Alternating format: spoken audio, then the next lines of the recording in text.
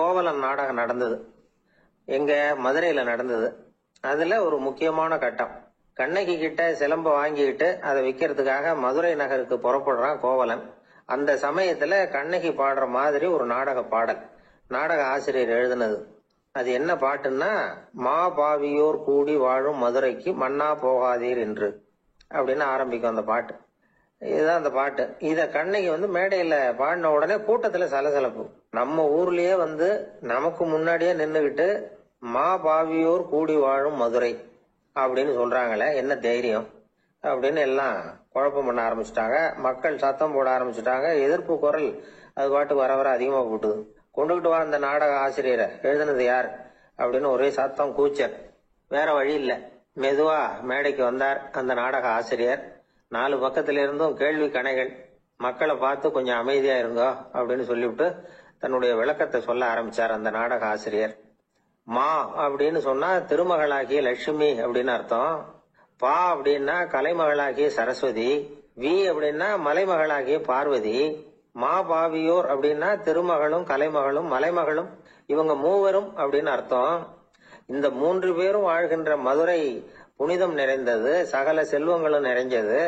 அப்படிப்பட்ட ஊர்ல நான் அணிந்து கொள்ளும் இந்த சாதாரண சிலம்பை யார் வாங்கிக்குவாங்க அப்படிங்கிற எண்ணத்தோட தான் கண்ணகி அப்படி சொல்றா. அதை நினைச்சுதான் நான் எழுதினேன். ஆகவே மதுரையை ரொம்ப சிரமப்படுத்தணும், ரொம்ப மோசமா எழுதணும் அப்படிங்கிற எண்ணம்லாம் எனக்கு கிடையாது. பெருமைப்படுத்தணும்னு நினைச்சுதான் அப்படி எழுதினேன் அப்படின்னு விளக்கம் கொடுத்தாராம். இந்த விளக்கத்தை கேட்டதும் எல்லாரும் ரொம்ப சமாதானம் ஆயிட்டாங்களாம். இப்படி விளக்கம் கொடுத்த அந்த நாடக ஆசிரியர் யார் தெரியுமா? அவர் தான் தமிழ் நாடக உலகின் முதல் ஆசான் சங்கரதாஸ் சுவாமிகள். அவருக்கு நகைச்சுவை உணர்வும் அதிகம். 1920ஆம் ஆண்டு திருநெல்வேலியில அவர் தங்கி இருக்கிறார் நாடகம் நடத்துறதுக்காக. அவர் தங்கியிருந்த வீட்டுல கொசு, மூட்டை பூச்சி அதிகமா இருந்திருக்கு. அவரால் தூங்கவே முடியல. அவர் அனுபவிச்ச தொல்லைகள் ஒரு பாட்டா உருவாச்சு. வேடிக்கையா ஒரு பாட்டு எழுதினாராம். மூட்டையும் கொசுவும் ஒரு வீட்டிலே மீட்டிங் போட்டால் முன்னே நிற்க யாரால் முடியும்? கொசு மோகன ராகம் போல சத்தம் போட்டு முன்னே நின்று செய்திடும் யுத்தம். இத மறுநாள் நாடகத்துல கோமாளி வேஷம் போட்ட ஒரு சிறுவனை விட்டு பாட வச்சிருக்காரு. எல்லாரும் சிரிச்சு ரசிச்சாங்களாம். சங்கரதாஸ் சுவாமிகள் கல்யாணமே பண்ணிக்கல, துறவி மாதிரியே வாழ்ந்திருக்கார். தமிழ் நாடக கலைக்கு தன்னையே அர்ப்பணம் பண்ணிட்டவர் அவர். 1922 நவம்பர் மாசத்துல ஒரு நாள் புதுச்சேரியில அவர் வாழ்க்கை முடிஞ்சது. அப்ப அவருக்கு வயசு 55. சங்கரதாஸ் சுவாமிகள் நாடக ஆசிரியர் மட்டும் இல்ல, மேடை நாடக இயக்குனர், தயாரிப்பாளர். அவரே ஒரு சிறந்த நடிகர். ஒரு தடவை சாவித்திரி நாடகத்துல இவர் யமதர்மனா வேஷம் போட்டு நடிச்சிருக்கிறார். நாடகம் பார்த்துக்கிட்டு இருந்த கருவுற்ற ஒரு பெண்மணிக்கு பயத்தினால அங்கேயே குழந்தை பிறந்துட்டுதான். அந்த நிகழ்ச்சிக்கு அப்புறம் இவர் இந்த வேஷம் போடுறப்பெல்லாம் ஜனங்களுக்கு முன்கூட்டியே எச்சரிக்கை கொடுக்க ஆரம்பிச்சிருவாராம். அதாவது அப்படி யாராவது பயப்படுறவங்க இருந்தா கொஞ்சம் கண்ணை மூடிங்க அல்லது எழுந்திரிச்சு போடுங்கன்னு. நடிப்புன்னா அப்படி இல்ல இருக்கணும். இந்த காலத்துல நடிகர் ஒருத்தர் சொன்னார், சார் நான் இந்த நாடகத்துல நடிக்கிறப்போ முகத்துல நவரசங்களையும் காட்டி நடிச்சேன், உணர்ச்சிகளை எல்லாம் நல்லா காட்டி நடிச்சேன். அப்படி இருந்து ஜனங்கள் கல்லை எடுத்து மேடையில வீசிவிட்டாங்க சார் அப்படின்னாரு. நாடகத்துல உங்களுக்கு என்ன வேஷம் அப்படின்னு கேட்டாங்க. அது செத்து கிடக்கிற பணமா நடிச்சேன் சார் அப்படின்னாரு. என்னுடைய நண்பர் ஒருத்தர், அவருக்கு ஜாதகத்துல நம்பிக்கை உண்டு. அவரே ஜோசியம் எல்லாம் பாப்பார். என்ன சார் இந்த காலத்துல இதையெல்லாம் நம்பிக்கிட்டு இருக்கீங்களேன்னு கேட்டா, உங்களுக்கு ஒன்றும் தெரியாது சார், இந்த உலகத்துல ஒவ்வொருத்தரும் அவங்கவுங்க செய்யற நல்லது கெட்டதுக்கு தகுந்த பலனை அனுபவிச்சே தேரணும் பார். அது மட்டும் இல்ல, ஒருத்தன் செத்துட்டா கூட அவன் செஞ்ச பாவ புண்ணியங்கள் கூடவே போயிட்டு இருக்கோம் பார். அது எப்படி கூட போவோம் அப்படின்னு குதர்க்கமா கேட்டா, அதுக்கு அவர் ஒரு கதை சொன்னார். ரொம்ப சுவாரஸ்யமா இருந்தது. ஒரு ஊர்ல ஒருத்தர் இருந்தாராம். அவர் ஜோசியம் பாக்குறதுல ரொம்ப கெட்டிக்காரரு. ஒருத்தருடைய தலைமுடியை மட்டும் அவர்கிட்ட காட்டினா போதும், அதை மட்டும் பார்த்துட்டு அவருடைய ஜாதகத்தையே சொல்லிவிடுவாராம். அப்பேற்பட்ட திறமை. அந்த ஆள் ஒரு சமயம் கன்னியாகுமரி கடற்கரைக்கு போயிருந்திருக்கிறார். அங்க கரை ஓரமா ஒரு மண்டை ஓடு கிடந்திருக்கு. அதை எடுத்து பார்த்திருக்கிறார். அந்த மண்டை ஓட்டை வச்சுக்கிட்டே அதோட ஜாதகத்தை அலசி இருக்கிறார். இந்த மண்டை ஓட்டுக்கு ஒரு ஆசாமி வாழ்க்கையில ரொம்ப கஷ்டப்பட்டு இருக்கிறான், நிறைய கஷ்டத்தை அனுபவிச்சிருக்கிறான், அது தாங்க முடியாம தான் கடல்ல தற்கொலை பண்ணிட்டு இருக்கான் அப்படிங்கறத அவரு கணிச்சுட்டார். இருந்தாலும் இந்த மண்டை ஓடு இன்னமும் அனுபவிக்க வேண்டியது பாக்கி இருக்கு அப்படிங்கறதையும் அவர் உணர்றார். அது சரி, ஒருத்த உயிரோட இருக்கிற வரைக்கும் தானே நல்லது கெட்டதை அனுபவிக்க முடியும். செத்ததுக்கு அப்புறமும் பாக்கி இருக்குன்னா அதை எப்படி அனுபவிக்கிறது? இந்த மண்டை ஓட்டுக்கு இன்னும் கொஞ்சம் பாக்கி இருக்கு அப்படிங்கிறது அவருக்கு புரிஞ்சதே தவிர அதோட அர்த்தம் என்னங்கிறது அவருக்கு சரியா விளங்கல. சரி, இதை இன்னும் கொஞ்சம் விவரமா ஆராய்ச்சி பண்ணி பார்ப்போம் அப்படின்னு நினைச்சுக்கிட்டு அதை தன்னுடைய வீட்டுக்கு எடுத்துட்டு போயிட்டார். அந்த மண்டை ஓட்டை ஒரு பொட்டியில வச்சு பூட்டினார். தன்னுடைய தனி அறையில அதை பத்திரமா வச்சுக்கிட்டார். தினமும் ராத்திரி ஆனதும் தன்னுடைய மனைவியை பார்த்து, நீ போய் பூஜை அறையில தனியா படுத்துக்கோ அப்படின்னு சொல்லிவிட்டு இவரு தினம் ராத்திரி 12 மணிக்கு பொட்டியை திறந்து பாப்பார். மண்டை ஓடு அப்படியே இருந்ததே தவிர இன்னும் கொஞ்சம் பாக்கி இருக்குங்கிறதுக்கு அர்த்தம் அவருக்கு விளங்கலை. அந்த மண்டை ஓட்டுக்கு இன்னும் என்ன பாக்கி இருக்க போகுது. இப்படியே ஒரு 10 நாள் போச்சு. அந்த வீட்டம்மாவுக்கு சந்தேகம் வந்துட்டுது. நம்ம வீட்டுக்காரர் நம்மளை தனியா ஏன் தூங்க சொல்றார் அப்படிங்கிற சந்தேகம். உடனே பக்கத்து வீட்டு அம்மா கிட்ட விஷயத்த சொல்லியிருக்கிறாங்க. அந்த அம்மா உடனே, நீ கவலைப்படாத, நான் கண்டுபிடிச்சு சொல்றேன்னு சொல்லிவிட்டாங்களாம். அன்னைக்கு ராத்திரியே ஜன்னல் வழியா எட்டி பார்த்துருக்குறாங்க. இந்த ஆள் மண்டை ஓட்டை கையில வச்சுக்கிட்டு அதை திருப்பி திருப்பி அப்படியும் அப்படியும் பார்த்துக்கிட்டு இருந்தது தெரிஞ்சுட்டுது. மறுநாள் காலையில அவரோட மனைவியை பார்த்தாங்க. ஏம்மா, உன் வீட்டுக்காரருக்கு நீ முதல் மனைவியா 2வது மனைவியா அப்படின்னு கேட்டாங்க. எனக்கு தெரிஞ்ச வரைக்கும் நான் ஒருத்தி தான் அவருடைய மனைவின்னாங்க. அப்படி இல்ல, நீ அவருக்கு 2வது மனைவி. முதல் மனைவியின் மண்டை ஓடுதான் அவர் கையில இருக்குப்போ, அதைத்தான் அவர் தினமும் ராத்திரியில எடுத்து பார்த்துக்கிட்டு இருக்கிறாரு அப்படின்னு விட்டாங்க அந்த அடுத்த வீட்டம்மா. அப்படியா விஷயம்னு சொல்லிவிட்டு கணவன் வீட்டுல இல்லாத நேரமா பார்த்து அந்த மண்டை ஓட்டை எடுத்து கொண்டாந்து ஒரு உரல்ல போட்டு உலக்கையால குத்தி நொறுக்க ஆரம்பிச்சுட்டு அந்த அம்மா. வெளியே போயிருந்த அந்த ஆள் அப்பதான் உள்ள நுழைஞ்சார். மண்டை ஓடு உலக்கை கிட்ட குத்து வாங்கிட்டு இருக்கு. அது அனுபவிக்க வேண்டியது இன்னும் கொஞ்சம் பாக்கி இருக்கு அப்படிங்கறதுக்கான அர்த்தம் எனக்கு இப்பதான் புரிஞ்சுதுன்னாராம் அவர். இந்த கதையிலிருந்து நாம இன்னொரு நீதியையும் புரிஞ்சுக்கணும்.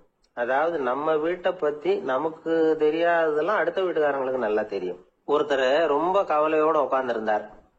எதை பத்தி சார் கவலைப்படுறீங்கன்னு கேட்டோம். எதிர்காலத்தை பத்தி கவலைப்படுறேன்னார். ஏன்னு கேட்டோம்.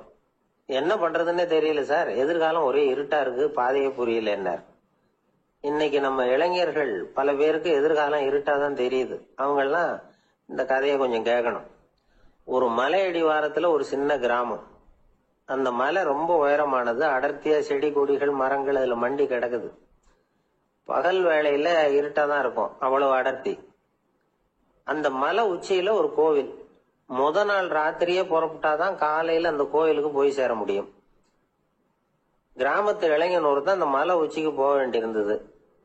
கையில ஒரு விளக்க எடுத்துக்கிட்டு முத நாள் ராத்திரியே புறப்பட்டான். புறப்பட்டு போனவன் கிராமத்து எல்லையிலேயே நின்னுட்டான். ஏன் தெரியுமா?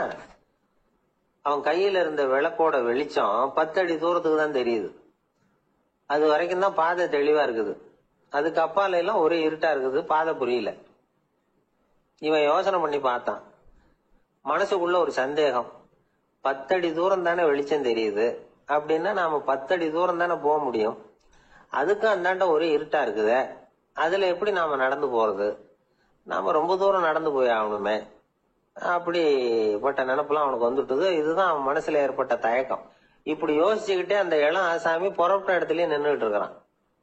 அந்த சமயத்துல ஒரு வயசான பெரியவர் அந்த பக்கமா வந்தார். அவரு கையில இதை விட சின்னதா ஒரு விளக்கு வச்சிருந்தார். அது எப்படின்னா அது ஒரு 5 அடி தூரத்துக்கு தான் வெளிச்சம் காட்டுது. அவ்வளவு சின்ன விளக்கு. அவரும் மலை உச்சிக்கு போறதுக்காக தான் வந்துகிட்டு இருக்கிறார். அவரை பார்த்து இவன் கேட்டான், என்ன பெரியவரே, இவ்வளவு சின்ன விளக்க வச்சுக்கிட்டு அவ்வளவு தூரத்துக்கு எப்படி மலையேற போறீங்க அப்படின்னு கேட்டான். நீ ஏன் இப்படி தயங்கிட்டே நிக்கிறேன்னு கேட்டார் பெரியவர். என்கிட்ட இருக்கிற விளக்கு 10 அடி தூரத்துக்கு தான் பாதையை காட்டுதுன்னா. இப்ப பெரியவர் சொன்னார், தம்பி, உன் கையில இருக்கிற விளக்கு கொடுக்கற வெளிச்சத்தை வச்சு நீ முதல்ல 10 அடி தூரம் முன்னாடி போ. 10வது அடியில போய் நின்றுட்டு பாரு, மறுபடியும் ஒரு 10 அடி தூரத்துக்கு பாதை தெரியும். இப்படி உன் கையில இருக்கிற விளக்கு தொடர்ந்து வெளிச்சம் காட்டிக்கிட்டே இருக்கும். நீ முன்னேற முன்னேற அந்த வெளிச்சமும் முன்னேறும். அதனால எத்தனை கிலோமீட்டர் தூரம் வேணும்னாலும் நீ இந்த 10 அடி தூரம் வெளிச்சத்தை வச்சுக்கிட்டே நீ போயிடலாம், புறப்படு அப்படின்னார். இப்பதான் அந்த பெரியவர் சொன்னது இளைஞனுக்கு பளிச்சுன்னு புரிஞ்சுதான்.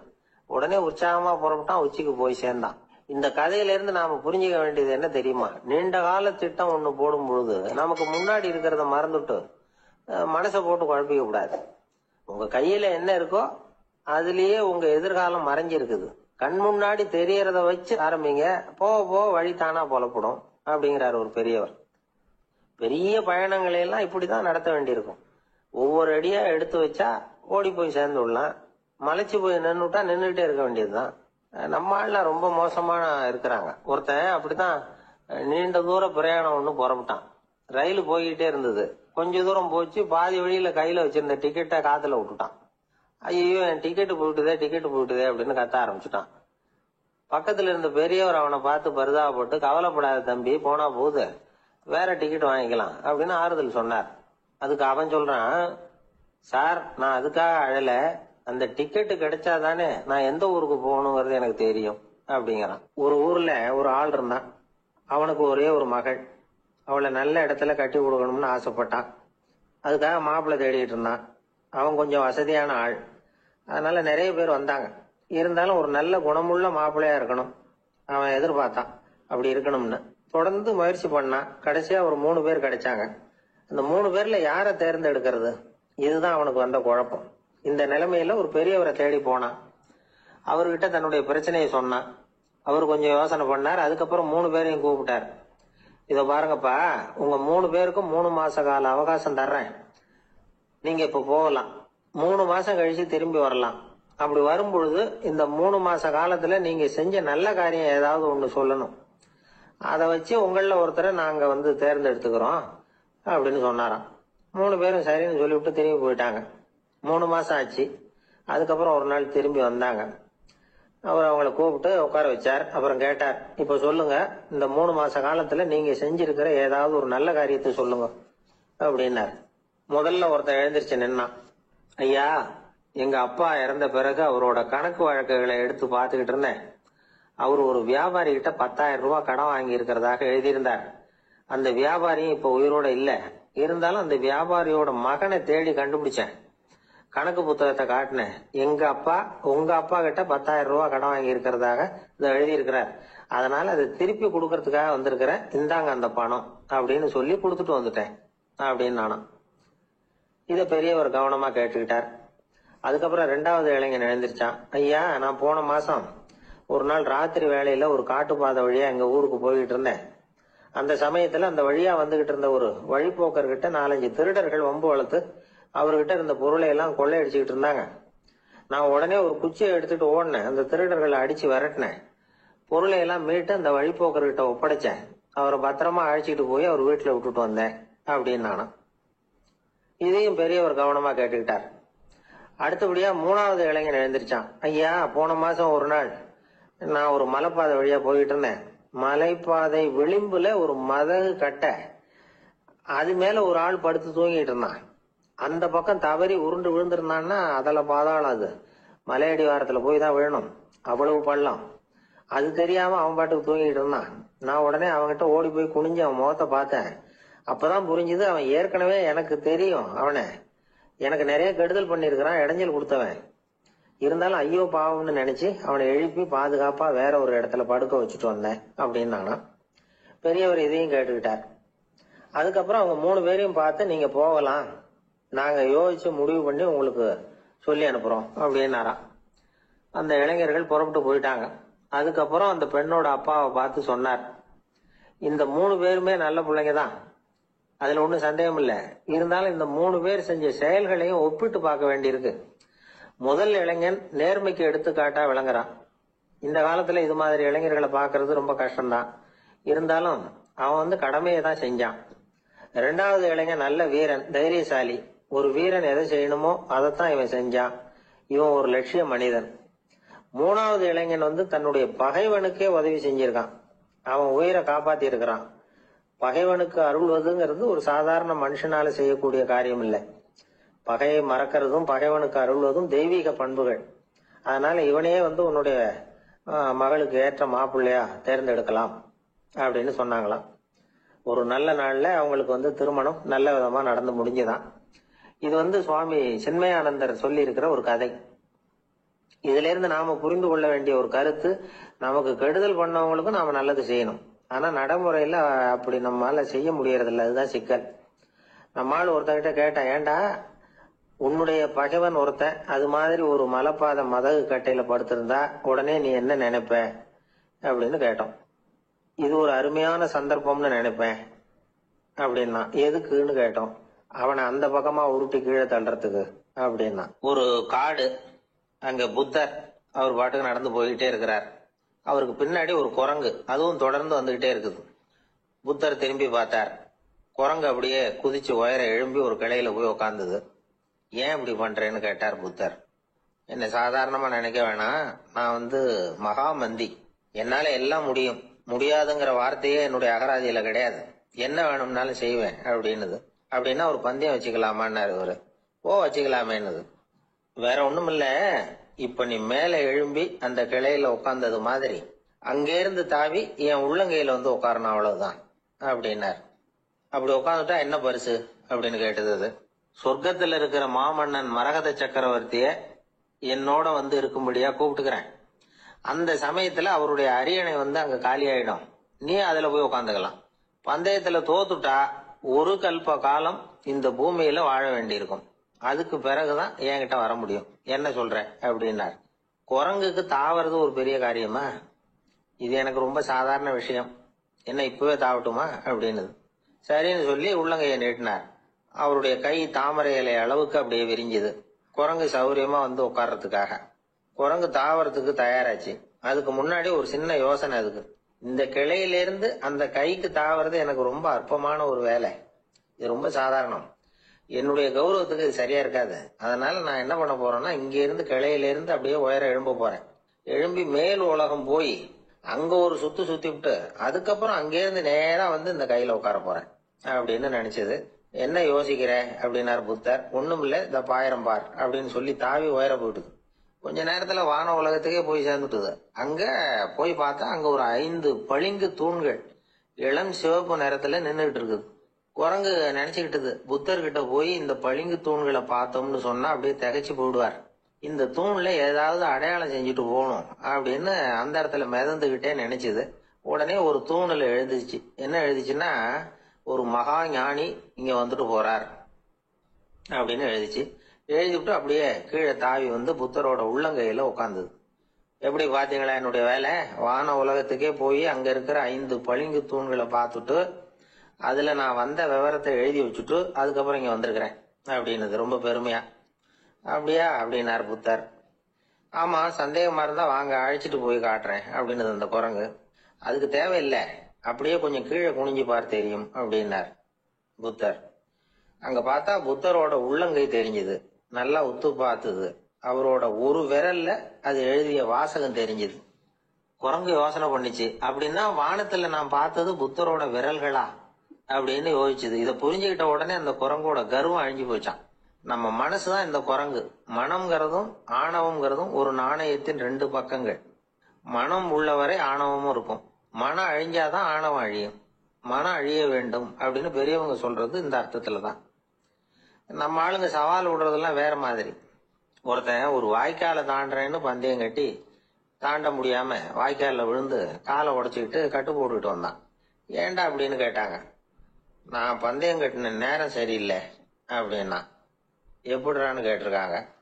வாய்க்காலில் தண்ணி இருக்கிற நேரமா பார்த்து பந்தயம் கட்டியிருக்கணும் அப்படின்னானா. ஒரு அம்மா, அவங்களுக்கு 35 வயசு இருக்கும், குடும்பத்துல எந்த கஷ்டமும் இல்லை, இருந்தாலும் காரணம் இல்லாம பிள்ளைங்க பேர்ல கோவப்படுறது, எரிஞ்சு விடுறது அவங்க வழக்கம். பிள்ளைங்க அழும், உடனே அவங்க மனசும் சங்கடப்படும். இன்னொரு அம்மா, நல்ல வேலையில இருக்கிறவங்க, வாரத்துக்கு ஒரு தடவையாவது தலைவலி வந்துடும். இவங்களுக்கெல்லாம் உடம்புல எந்த கோளாறும் இல்லை, மனசு மட்டும் சரியா இருக்காது, தூக்க மாத்திரை கையில வச்சிருப்பாங்க. 30-35 வயசுடைய பெண்களுக்கு சர்வசாதாரணமா காணப்படுகிற மனக்கோளாறு இது. இதுக்கு பேர் மனவாட்டம், டிப்ரெஷன், மனமடிவு அப்படின்னு சொல்லலாம். இந்த நோய்க்கு அறிகுறி என்ன தெரியுமா? மனசுல வருத்தமான உணர்வு இருக்கும், அடிக்கடி அழலாம் போல தோணும். முன்னால எல்லாம் எந்தெந்த செயல்ல ஆர்வம் இருந்ததோ அதெல்லாம் குறைஞ்சிரும், அல்லது சுத்தமாவே ஆர்வம் இல்லாம போயிடும். சில பெண்கள் இளம் வயசுல பக்கத்துல இருக்கிறவங்க கிட்ட கலகலப்பா பேசுவாங்க, வீட்டை அலங்கரிக்கிறதுல ஆர்வம் இருக்கும். இப்போ அதுல எல்லாம் ஆர்வம் இல்லாம போயிடும். எந்த வேலை செஞ்சாலும் சீக்கிரம் களைப்பு அடைஞ்சு விடுறது மாதிரி ஆயிடும். நமக்கு யாருமே உதவியா இல்லை, நம்ம எல்லாரும் கை விட்டுட்டாங்க போல இருக்குதே அப்படிங்கிற உணர்வுலாம் உண்டாகும். தன்னைத்தானே குறை சொல்லிக்குவாங்க, நாம தப்பு பண்ணிவிட்டோம் போல இருக்குதே அப்படின்னு தோணும். குற்றம் பண்ணிட்டதா நினைச்சு கஷ்டப்படுவாங்க. பசி இருக்காது, தூக்கத்துல தொந்தரவு இருக்கும், அடிக்கடி செத்து போடலாங்கிற உணர்வு வரும், தற்கொலை பண்ணிக்கலாங்கிற எண்ணம் உண்டாகும். சில பேர் தற்கொலை முயற்சியில கூட ஈடுபடுவாங்க. சில பேருக்கு பலவிதமான உடல் வலிகள் இருக்கும், பலவீனம் இருக்கும், சீக்கிரமா களைப்படைஞ்சு போடுவாங்க. இதெல்லாம் மனவாட்ட நோய்க்கான தன்மைகள். இந்த மனவாட்டம், அதாவது டிப்ரெஷனை வந்து ரெண்டு வகையா பிரிக்கலாமா. ஒன்னு தானா உண்டாக்கிக்கிறது, இன்னொன்னு எதிர் விளைவை உண்டு பண்ணுகிற அல்லது நரம்பு சம்பந்தப்பட்ட டிப்ரெஷன். தானா உண்டாக்கிக்கிற மனவாட்ட நோய் இருக்கு பாருங்க, அதுக்கு ஏதாவது சூழ்நிலை காரணமா இருக்கலாம் அல்லது இல்லாமலும் போகலாம். மூளையில வந்து டொபாமைன் அல்லது செரட்டோனின் இதோட அளவு வந்து குறையும் பொழுது இந்த டிப்ரெஷன் உண்டாகுது. இதுக்கு ஓரளவு பிறவி காரணங்கள் கூட இருக்கலாம், குடும்பத்துல வேற சிலருக்கும் வரலாம். பாதிக்கப்பட்ட பெண்ணை வந்து பாக்குறதுக்கு பலவீனமா தெரியும், கடுமையான குற்ற உணர்வு இருக்கும், தனியா இருக்கிறதுக்கு ஆசைப்படுவாங்க, நடு ராத்திரியில எழுந்திரிச்சு உட்காந்து கஷ்டப்பட்டுக்கிட்டு இருப்பாங்க, கொடூரமான முறையில தற்கொலை பண்ணிக்க முயற்சி பண்ணுவாங்க, தீ வச்சுக்கிறது, அமிலத்தை குடிக்கிறது, தூக்குல தூங்குறது. இப்படி தானா வரவழைச்சிக்கிற மனவாட்ட நோய் வந்து மறையக்கூடிய நோய். ஒரு தடவை வந்தா 3 to 6 மாசம் வரைக்கும் நீடிக்கும். இடைப்பட்ட காலங்களில் நோயாளி இயல்பா இருப்பார். எதிர் விளைவை உண்டு பண்ணுகிற அல்லது நரம்பு சம்பந்தப்பட்ட மன வாட்ட நோய் எப்படின்னா, கணவன் மனைவி மாமியார் மருமகள் இப்படிப்பட்ட உறவு முறை பிரச்சனைகள், தோல்விகள், எரிச்சல்கள், ஆபீஸ் பிரச்சனை, இப்படிப்பட்ட சூழ்நிலையால உண்டாகிறது. எல்லாத்துக்கும் மருந்து இருக்கு, மார்க்கம் இருக்குது, கவலைப்பட வேண்டியதில்லை, தைரியமா இருக்கணும். உளவியல் மருத்துவம் இதுக்கு ரொம்ப உபயோகமா இருக்கும். சில பெண்களை பாருங்க, அவங்க எதுக்கும் அலட்டிக்கிறது இல்லை. ஒரு அம்மா அப்படிதான் தன்னுடைய கணவனை அழைச்சிக்கிட்டு ஒரு மனநோய் மருத்துவர்கிட்ட வந்தாங்க. டாக்டர், எங்க வீட்டுக்காரர் திடீர்னு ஒரு மாதிரி ஆயிட்டார், வித்தியாசமா நடந்துகிறார். எப்படின்னா, இவர் தன்னையே ஒரு ஒட்டடை பூச்சியா நினைச்சுக்கிட்டு இருக்கிறார். அப்படி நினைச்சுக்கிட்டு தன்னுடைய தலையாலேயே வீட்டுல உள்ள ஒட்டடையெல்லாம் தொடச்சிக்கிட்டு இருக்கிறார் அப்படின்னாங்க. எவ்வளவு நாளா அப்படி இருக்குதுன்னு கேட்டார் டாக்டர். 1 வாரமா அப்படி இருக்குது அப்படின்னாங்க அந்த அம்மா. அப்படின்னா முன்னாடியே ஏன் அழைச்சிட்டு வரல அப்படின்னு கேட்டார் டாக்டர். வீடு பூரா சுத்தமாகட்டுமேனு பாத்துக்கிட்டு இருந்தேன் டாக்டர் அப்படின்னாங்களாம் அந்த அம்மா. ஒரே ஒரு ஊர்ல ஒரு பாதிரியார் இருந்தார். ரொம்ப நாள் சந்தோஷமா வாழ்ந்தார். ஒரு நாள் அவரு மடத்து சமையல் அறையில பாத்திரங்களை கழுவி துலக்கி சுத்தப்படுத்திக்கிட்டு இருந்தார். அந்த சமயத்துல ஒரு தேவ தூதன் அவர் முன்னாடி வந்து நின்னான். இவர் நிமிர்ந்து பார்த்தார். ஆண்டவர் என்ன வந்து உங்ககிட்ட அனுப்பியிருக்கிறார், பரலோகத்துல வாசம் செய்யறதுக்கு உங்களுக்கு நேரம் வந்துட்டுது அப்படின்னு அந்த ஆள். ஆண்டவருக்கு என்னோட ஞாபகம் வந்ததுக்கு நன்றி. ஆனாலும் இப்போ இங்க நீயே பாரு, எவ்வளவு பாண்டங்கள் பாக்கி இருக்கு, இவ்வளவையும் நான் வந்து சுத்தப்படுத்த வேண்டியிருக்கு. நான் வந்து நன்றி கெட்டவனா இருக்க விரும்பல. இந்த பணியை முடிக்கிற வரைக்கும் என்னுடைய பரலோக வாழ்வை தள்ளி வைக்க முடியுமா, நீ என்ன நினைக்கிற அப்படின்னு கேட்டார். தேவதூதன் தனக்கே உரிய விவேகத்தோட அன்போட பாதிரியார பார்த்தான். சரி, என்ன செய்யலாம்ங்கிறத அப்புறம் சொல்றேன் அப்படின்னு சொல்லிவிட்டு புறப்பட்டு போயிட்டான். ஒரு நாள் அந்த பாதிரியார் தோட்டத்துல உள்ள களைகளை எல்லாம் ஒரு களை கொத்தியால கொத்தி களை எடுத்துக்கிட்டு இருக்கிறார். அந்த சமயத்துல இந்த தேவதூதன் மறுபடியும் அவர் முன்னாடி வந்து நிக்கிறான். பாதிரியார் பார்த்தார். இத பாரு, இந்த தோட்டம் பூராவும் எவ்வளவு களை மண்டி கிடக்கு, பரலோகம் கொஞ்ச காலம் எனக்காக பொறுத்திருக்கலாம்னு நீ நினைக்கிறியா அப்படின்னு கேட்டார். தேவதூதன் சிரிச்சுக்கிட்டே மறுபடியும் மறைஞ்சிட்டான். மறுபடியும் அவர் களை எடுக்கிறது, தானிய களஞ்சியத்துக்கு வர்ணம் பூசுறது, இப்படிப்பட்ட வேலைகளில் ஈடுபட்டிருக்கார். இன்னொரு நாள் ஒரு மருத்துவமனையில நோயாளிகளை கவனிச்சுக்கிட்டு ரொம்ப தீவிரமா இருக்கிறார் அந்த பாதிரியார். ஒரு நோயாளியோட தாகத்துக்கு தண்ணீர் கொடுத்துட்டு நிமிர்ந்து பாக்குறப்போ தேவதூதன் மறுபடியும் அவர் முன்னாடி வந்து நிக்கிறான். இந்த தடவை பாதிரியார் தன்னலமற்றவரா பேரன்பை காட்டக்கூடிய வகையில தன்னுடைய 2 கைகளையும் உயர்த்தியபடி தேவதூதனின் கவனத்தை வந்து பிணியால் வாடக்கூடிய நோயாளிகளின் பக்கம் திருப்பினாராம். தேவதூதன் ஒன்னும் சொல்லல, மறைஞ்சிட்டான். அன்னைக்கு சாயந்தரம் பாதிரியார் வந்து மடத்துல உள்ள தன்னுடைய அறைக்கு போய் இளைப்பாறினார். யோசிச்சு பார்த்தார். தேவதூதனையும் தேவதூதனின் விருப்பத்தையும் பல நாள் தள்ளி போட்டு வந்ததையும் அவர் ரொம்ப நினைச்சு பார்த்தார். திடீர்னு தான் வந்து முதுமை அடைகிறதையும் சோர்வு அடைகிறதையும் உணர்ந்தார். ஆண்டவரை நினைச்சார். ஆண்டவரே, உம்முடைய தூதனை மறுபடியும் என்கிட்ட அனுப்புனா நான் சந்திக்கிறதுக்கு ஆவலா இருக்கேன் அப்படின்னு சொல்றப்பவே தேவதூதன் பக்கத்துல வந்து நின்னான். பாதிரியார் நிமிர்ந்து பார்த்தார். நீ இப்பவே என்ன அழைச்சிட்டு போக விரும்பினா நான் பரலோகத்துக்கு வர்றதுக்கு தயாரா இருக்கேன்னார். தேவதூதன் அந்த பாதிரியார அன்போடவும் விவேகத்தோடவும் பார்த்து, நீங்க வந்து என் கூட பரலோகத்துக்கு வர்ற தயாரா இருக்கிறதா சொல்றீங்க, ஆனா நீங்க இதுவரைக்கும் வேற எங்க இருந்ததா நினைக்கிறீங்க அப்படின்னாங்க. அப்படின்னா இதுவரைக்கும் இருந்த இடம் தான் பரலோகம், அப்படிங்கிறத உணர்த்தி இருக்கிறான். பரலோகம்னா என்னன்னு புரிஞ்சுக்கிறதுக்கு இந்த சம்பவம் நமக்கு உதவியா இருக்குது. தொண்டு செய்யறதை விட பெரிய செயல் வேற எதுவும் இருக்க முடியாது. அது நம்ம மனசுக்கு கொடுக்கற சுகத்தை வேற எதுவும் கொடுக்க முடியாது. நாம தொண்டு செய்யற இடம் தான் அந்த புண்ணிய இடம். ஆனா இந்த காலத்துல எல்லாம் நாம தொண்டு செய்யணும்னு நினைச்சு ஏதாவது ஆரம்பிச்சா கூட அதை ஒரு மாதிரியா சுத்தி நின்று வேடிக்கை பார்க்க ஆரம்பிச்சிடுறாங்க. ஒரு பெரியவர் அப்படித்தான் ஒரு தொண்டு செஞ்சுக்கிட்டு இருந்தார். ஒரு கோவில் கட்டிக்கிட்டு இருந்தாங்க. அதுல ஒரு இடத்துல ஒரு பலகையை வச்சு ஆணி அடிக்கிற வேலையை செஞ்சுக்கிட்டு இருந்தார் அந்த பெரியவர்.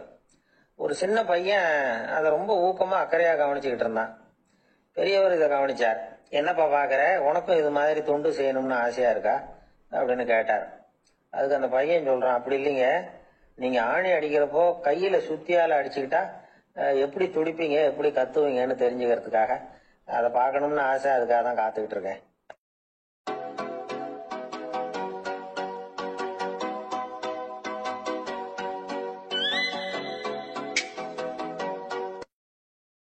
ஒரு நாள் ராமர் அரசவையில உட்கார்ந்துருக்கிறார். ராமராஜ்யம் நடந்துகிட்டு இருந்த நேரம். அந்த சமயத்துல ஒரு நாய் அரச சபைக்கு வந்துதான். அது தலையில அடிபட்டு ரத்தம். அந்த கோலத்துல அது அங்க வந்தது. எல்லாரும் ஆச்சரியமா அதை பார்த்தாங்க. ராமரும் அந்த நாயை பார்த்தார். நீங்க வந்த காரியம் என்ன, என்ன நடந்தது, எதுவா இருந்தாலும் பயப்படாம சொல்லு அப்படின்னார். உடனே அந்த நாய் மெதுவா சொல்ல ஆரம்பிச்சுதான். ஐயா, நான் தெருவில் போய்கிட்டு இருந்தேன். வழியில ஒருத்தர் வந்தார். அவர் வேத சாஸ்திரம்லாம் படிச்ச பெரியவர். அவர் எந்த காரணமும் இல்லாம அவர் கையில வச்சிருந்த குச்சியால என் தலையில அடிச்சுட்டார். அதுதான் தலையில ரத்தம். இதை நீங்க விசாரிச்சு தகுந்த தீர்ப்பு வழங்கணும் அப்படின்னு தான் அந்த நாய். ராமர் பார்த்தார். உடனே தன்னுடைய காவலர்களை அனுப்புனார். அந்த ஆளை எங்க இருந்தாலும் போய் கொண்டுட்டு வாங்க அப்படின்னு விட்டார். காவலர்கள் போனாங்க. அந்த ஆளை பிடிச்சி கொண்டு வந்துட்டாங்க. அரண்மனைக்கு வா அப்படின்னு சொல்லி கூப்பிட்டுட்டு வந்துட்டாங்க. என்ன நடந்ததுன்னு விசாரிச்சார் ராமர். அதுக்கு அந்த ஆள் சொன்னார், நான் வீதி வழியா வந்துகிட்டு இருந்தேன். குறுக்க இந்த நாய் வந்தது. நான் அவசரமா போய்கிட்டு இருந்தேன். இது எனக்கு வழி விடாம குறுக்க பூந்து இடைஞ்சல் பண்ணிச்சு. எனக்கு கோபம் வந்துட்டுது. அதனால அடிச்சுட்டேன். வேத சாஸ்திரம் படிச்ச நான் என் வசம் இழந்து கோபப்பட்டது பெரிய தப்பு தான். அதை நான் ஒத்துக்கிறேன். குற்றத்தை ஒப்புக்கொள்றேன். எனக்கு என்ன தண்டனை கொடுக்கணுமோ அதை கொடுங்க, ஏத்துக்கிறேன் அப்படின்னு விட்டார். சரி, இப்ப அந்த ஆளுக்கு தண்டனை கொடுக்கணும். என்ன தண்டனை கொடுக்கறது யோசனை பண்ணார் ராமர். அதையும் அந்த நாய்கிட்டயே கேட்டார். நீயே சொல்லு, என்ன தண்டனை கொடுக்கலாம் இவருக்கு அப்படின்னார். இதுக்கு அந்த நாய் என்ன சொல்லிச்சு தெரியுமா? இவரை ஏதாவது ஒரு கோயிலுக்கு தர்மகர்த்தாவா நியமனம் பண்ணிவிடுங்க, அதுதான் இவருக்கு சரியான தண்டனை அப்படின்னுது. இதை கேட்டதும் ராமர் முகத்துல புன்னகை. ஆனா அங்க இருந்த மற்றவங்களுக்கு எல்லாம் ஆச்சரியம். அது எப்படி தப்பு செஞ்சவங்களுக்கு தண்டனை கொடுக்கறது தானே நியாயம், அதை விட்டுட்டு தர்மகர்த்தா பதவியை கொடுக்க சொல்லுது இந்த நாய் அப்படிங்கிற ஆச்சரியம். இந்த சந்தேகத்தை அந்த நாய்கிட்டயே கேட்டாங்க அங்க இருந்தவங்க. இதுக்கு அந்த நாய் பதில் சொல்லிச்சான். நான் போன பிறவியில ஒரு கோயிலுக்கு தர்மகர்த்தாவா இருந்தேன். எவ்வளவோ கவனமா எச்சரிக்கையா தான் என்னுடைய கடமைகளை எல்லாம் செஞ்சுக்கிட்டு வந்தேன். அப்படி இருந்தாலும் சில சமயங்கள்ல என்னையும் மீறி கோயில் செல்வத்தை நான் அனுபவிக்கிறதுக்கு காரணம் ஆயிட்டேன். ஒரு கோவிலுக்கு தர்மகர்த்தாவா இருக்கிறவங்க எப்படியும் இந்த பாவத்திலிருந்து தப்பிக்கிறது கஷ்டம். அதனாலதான் நான் இந்த பிறவியில நாயா பிறந்து இப்படி கஷ்டப்படுறேன். இதே நிலைமை இந்த ஆளுக்கும் ஏற்படணும் அப்படிங்கிறதுக்காக தான் அவரையும் ஒரு கோயிலுக்கு தர்மகர்த்தாவா நியமிக்கும்படி கேட்டுக்கிட்டேன் அப்படின்னு தான் இந்த நாய். இதுல இருந்து என்ன தெரியுது? எந்த பதவியில நாம இருந்தாலும் நமக்கு தெரியாம கூட அதை தவறா உபயோகப்படுத்த கூடாதுங்கிறத இதுல இருந்து புரிஞ்சுக்கணும். இல்லைன்னா அடுத்த பிறவியில நாயா பிறந்து எங்கேயாவது போய் வாலாட்டிட்டு நிக்க வேண்டியதுதான். கோவில் வாசல்ல 2 நாய் பேசிக்கிட்டு இருந்துதான். போன ஜென்மத்துல நான் மனுஷனாதான் இருந்தேன். ஒரு கோவில் பூசாரி பேச்ச கேட்டுட்டு அவரோட கூட்டு சேர்ந்துக்கிட்டு ஆண்டவன் போட்டிருந்த நகையெல்லாம் அபகரிச்சு என்கிட்ட கொடுத்தாரு அவரு. நான் எடுத்துட்டு வந்துட்டேன். திருடினது அந்த ஆள் தான், எடுத்துக்கிட்டு வந்ததுதான் நான். இருந்தாலும் நான் மட்டும் நாயா பிறந்துட்டேன். இப்ப மட்டும் அந்த பூசாரி என்கிட்ட மாட்டினா கடிச்சு கொதறி விடுவேன் அப்படின்னு தான். அவசரப்பட்டு அப்படி செஞ்சுடாதே. பதிலுக்கு அவரும் உன்னை திருப்பி கடிச்சாலும் கடிச்சிருவார். ஏன்னா அவரும் இப்போ ஒரு நாயா தான் பிறந்திருக்கிறார் அப்படின்னு தான் இன்னொன்னு. அது எப்படி உனக்கு தெரியும்னு தான் இது. நான் தானே அது அப்படின்னு தான் அந்த நாய். கணவன் மனைவி அன்பா இருக்கணும். ஒருத்தர் ஒருத்தர் நல்லா புரிஞ்சுக்கணும். விட்டு கொடுக்குற மனப்பான்மை வேணும். அதுதான் ஒரு நல்ல குடும்பம். இன்னைக்கு பல குடும்பங்கள்ல அர்த்தமில்லாத சண்டைகள் தான் அதிகம். கிராமப்புறங்கள்ல வேடிக்கையா ஒரு கதை சொல்லுவாங்க. ஒரு ஊர்ல ஒரு ஆள் இருந்தான். வேலை வெட்டி இல்லாம சும்மாவே இருந்தான். அவனுக்கு கல்யாணம் பண்ணி வச்சாங்களாம். மனைவி வந்து சேர்ந்தா. சும்மாவே உட்காந்துருக்கிறியே, ஏதாவது சம்பாதிக்கிற வழியை பாரு அப்படின்ட்டு இருக்கா. அதுக்கு தான் யோசனை பண்ணிட்டு இருக்கிறேன். ஒரு அருமையான ஐடியா அப்படின்னு நானா. என்ன அது சொல்லு அப்படின்னு இருக்கா அவ. ஒரு ஆட்டுக்குட்டி வாங்க போறேன்னு இருக்கான். அதை வாங்கி என்ன பண்ண போறேன்னா, அந்த குட்டி வளரும், பெருசாகும், அதுக்கப்புறம் அது நிறைய குட்டி போடும் அப்படின்னு இருக்கான். சரி, அப்புறம் அப்புறம் என்ன, அதையெல்லாம் சந்தையில கொண்டுட்டு போய் வித்துவிட்டு அந்த காசுக்கு ஒரு எருவு மாடு வாங்கலாம். சரி, அது எதுக்கு? எருவு மாடு நிறைய பால் கொடுக்கும். அதை கொண்டுகிட்டு போய் பால் பண்ணையில கொடுப்பேன், அல்லது நானே வித்துருவேன். கை நிறைய காசு கிடைக்கும். அதுக்கப்புறம் ஒரு பசுமாடு வாங்குவேன், பாலையும் விற்கலாம், நாமளும் காய் போட்டு சாப்பிடலாம். இப்படிலாம் சொல்லியிருக்கான். அப்போ அந்த பொண்ணு சொல்லிச்சான், அடுத்த தெருவில் இருக்கிற எங்க அம்மா வீட்டுக்கும் கொஞ்சம் பால் கொடுத்து அனுப்பலாம் அப்படின்னு இருக்கா அந்த பொண்ணு. இந்த இடத்துல கணவனுக்கு கோவம் வந்துட்டுது. அது எப்படி உங்க அம்மா வீட்டுக்கு எதுக்கு கொடுக்கணும், அதெல்லாம் முடியாதுன்னு இருக்கான். இந்த இடத்துல சண்டை ஆரம்பமாயிட்டுது. கொஞ்ச நேரத்துல ரெண்டு பேரும் சத்தம் போட ஆரம்பிச்சுட்டாங்க. கடுமையான சண்டை நடக்கிறத பக்கத்து வீட்டுக்காரன் காதுல வாங்கினான். அவன் ஓடியாந்தான். அவனுக்கு தெரியும், வாங்காத மாட்டுக்காக இப்படி சண்டை போட்டுட்டு இருக்கிறாங்கிறது அவனுக்கு புரியும். அவன் ஓடி வந்து சொன்னான், ஏண்டா உன்னோட பசுமாட்டை ஒழுங்கா கட்டி போடக்கூடாதான் இருக்கான். என்னடா சொல்றேன்னா இவன், உன் மாடு என் தோட்டத்துல வந்து மேய்ஞ்சுட்டுது, பயிரெல்லாம் நாசமாயிட்டுது, 10,000 ரூபா அளவுக்கு சேதம், அதை வாங்கிட்டு போறதுக்கு தான் வந்தேன், குடுறா 10,000 நானா. இவன் அரண்டு போயிட்டான். அப்புறம் சொன்னான், டே நான் இன்னும் மாடே வாங்கலையே, அதுக்குள்ள அது வந்து எப்படிடா உன் தோட்டத்துல மேயும், என்னடா உளர்றேன்னு இருக்கான். நீ தாண்டா இப்ப உளறிட்டு இருக்க, மாடே வாங்கல, அதுக்குள்ள எப்படிடா வந்து உன்னுடைய மனைவி அவங்க அம்மா வீட்டுக்கு பால் கொடுத்து அனுப்ப முடியும் அப்படின்னு அவன் கேட்டானா. நம்ம ஆளுக்கு இப்பதான் புத்தி வந்துதான். அர்த்தமே இல்லாத சண்டை போட்டுட்டு இருக்கிறோம் அப்படிங்கறத அவன் புரிஞ்சுக்கிட்டானான். இது நம்ம முன்னோர்கள் சொல்லி இருக்கிற ஒரு கதை. சண்டையில தான் அர்த்தம் இல்லையே தவிர கதையில் அர்த்தம் உண்டு. அதாவது இல்லாத விஷயங்களுக்காக சண்டை போட்டுக்கிட்டு இல்லறத்தை வீணாக்கிக்கிட்டு இருக்கிற மனிதர்கள் இன்றைக்கு நிறைய பேர் இருக்கிறாங்க. ஒருத்தன் தன்னுடைய மனைவியை பத்தி மாமனார் கிட்ட புகார் சொன்னானா. மாமா, உங்க பொண்ணு அர்த்தமில்லாத சண்டை போடுறா, எதுக்கு எடுத்தாலும் எடுத்தெறிஞ்சு பேசுறா அப்படின்னு இருக்கான். நீ எப்படி மாப்பிள்ள அதை சமாளிக்கிற அப்படின்னு கேட்டிருக்காரு அவரு. அவ எடுத்தெறியறது என் மேல படாம ஒதுங்கி நின்னுக்கிறேன் அப்படின்னு நானா இவன். ஒரு சிகை அலங்கார கூடம். ரொம்ப சுறுசுறுப்பா எல்லாரும் வேலை செஞ்சுட்டு இருக்கிறாங்க.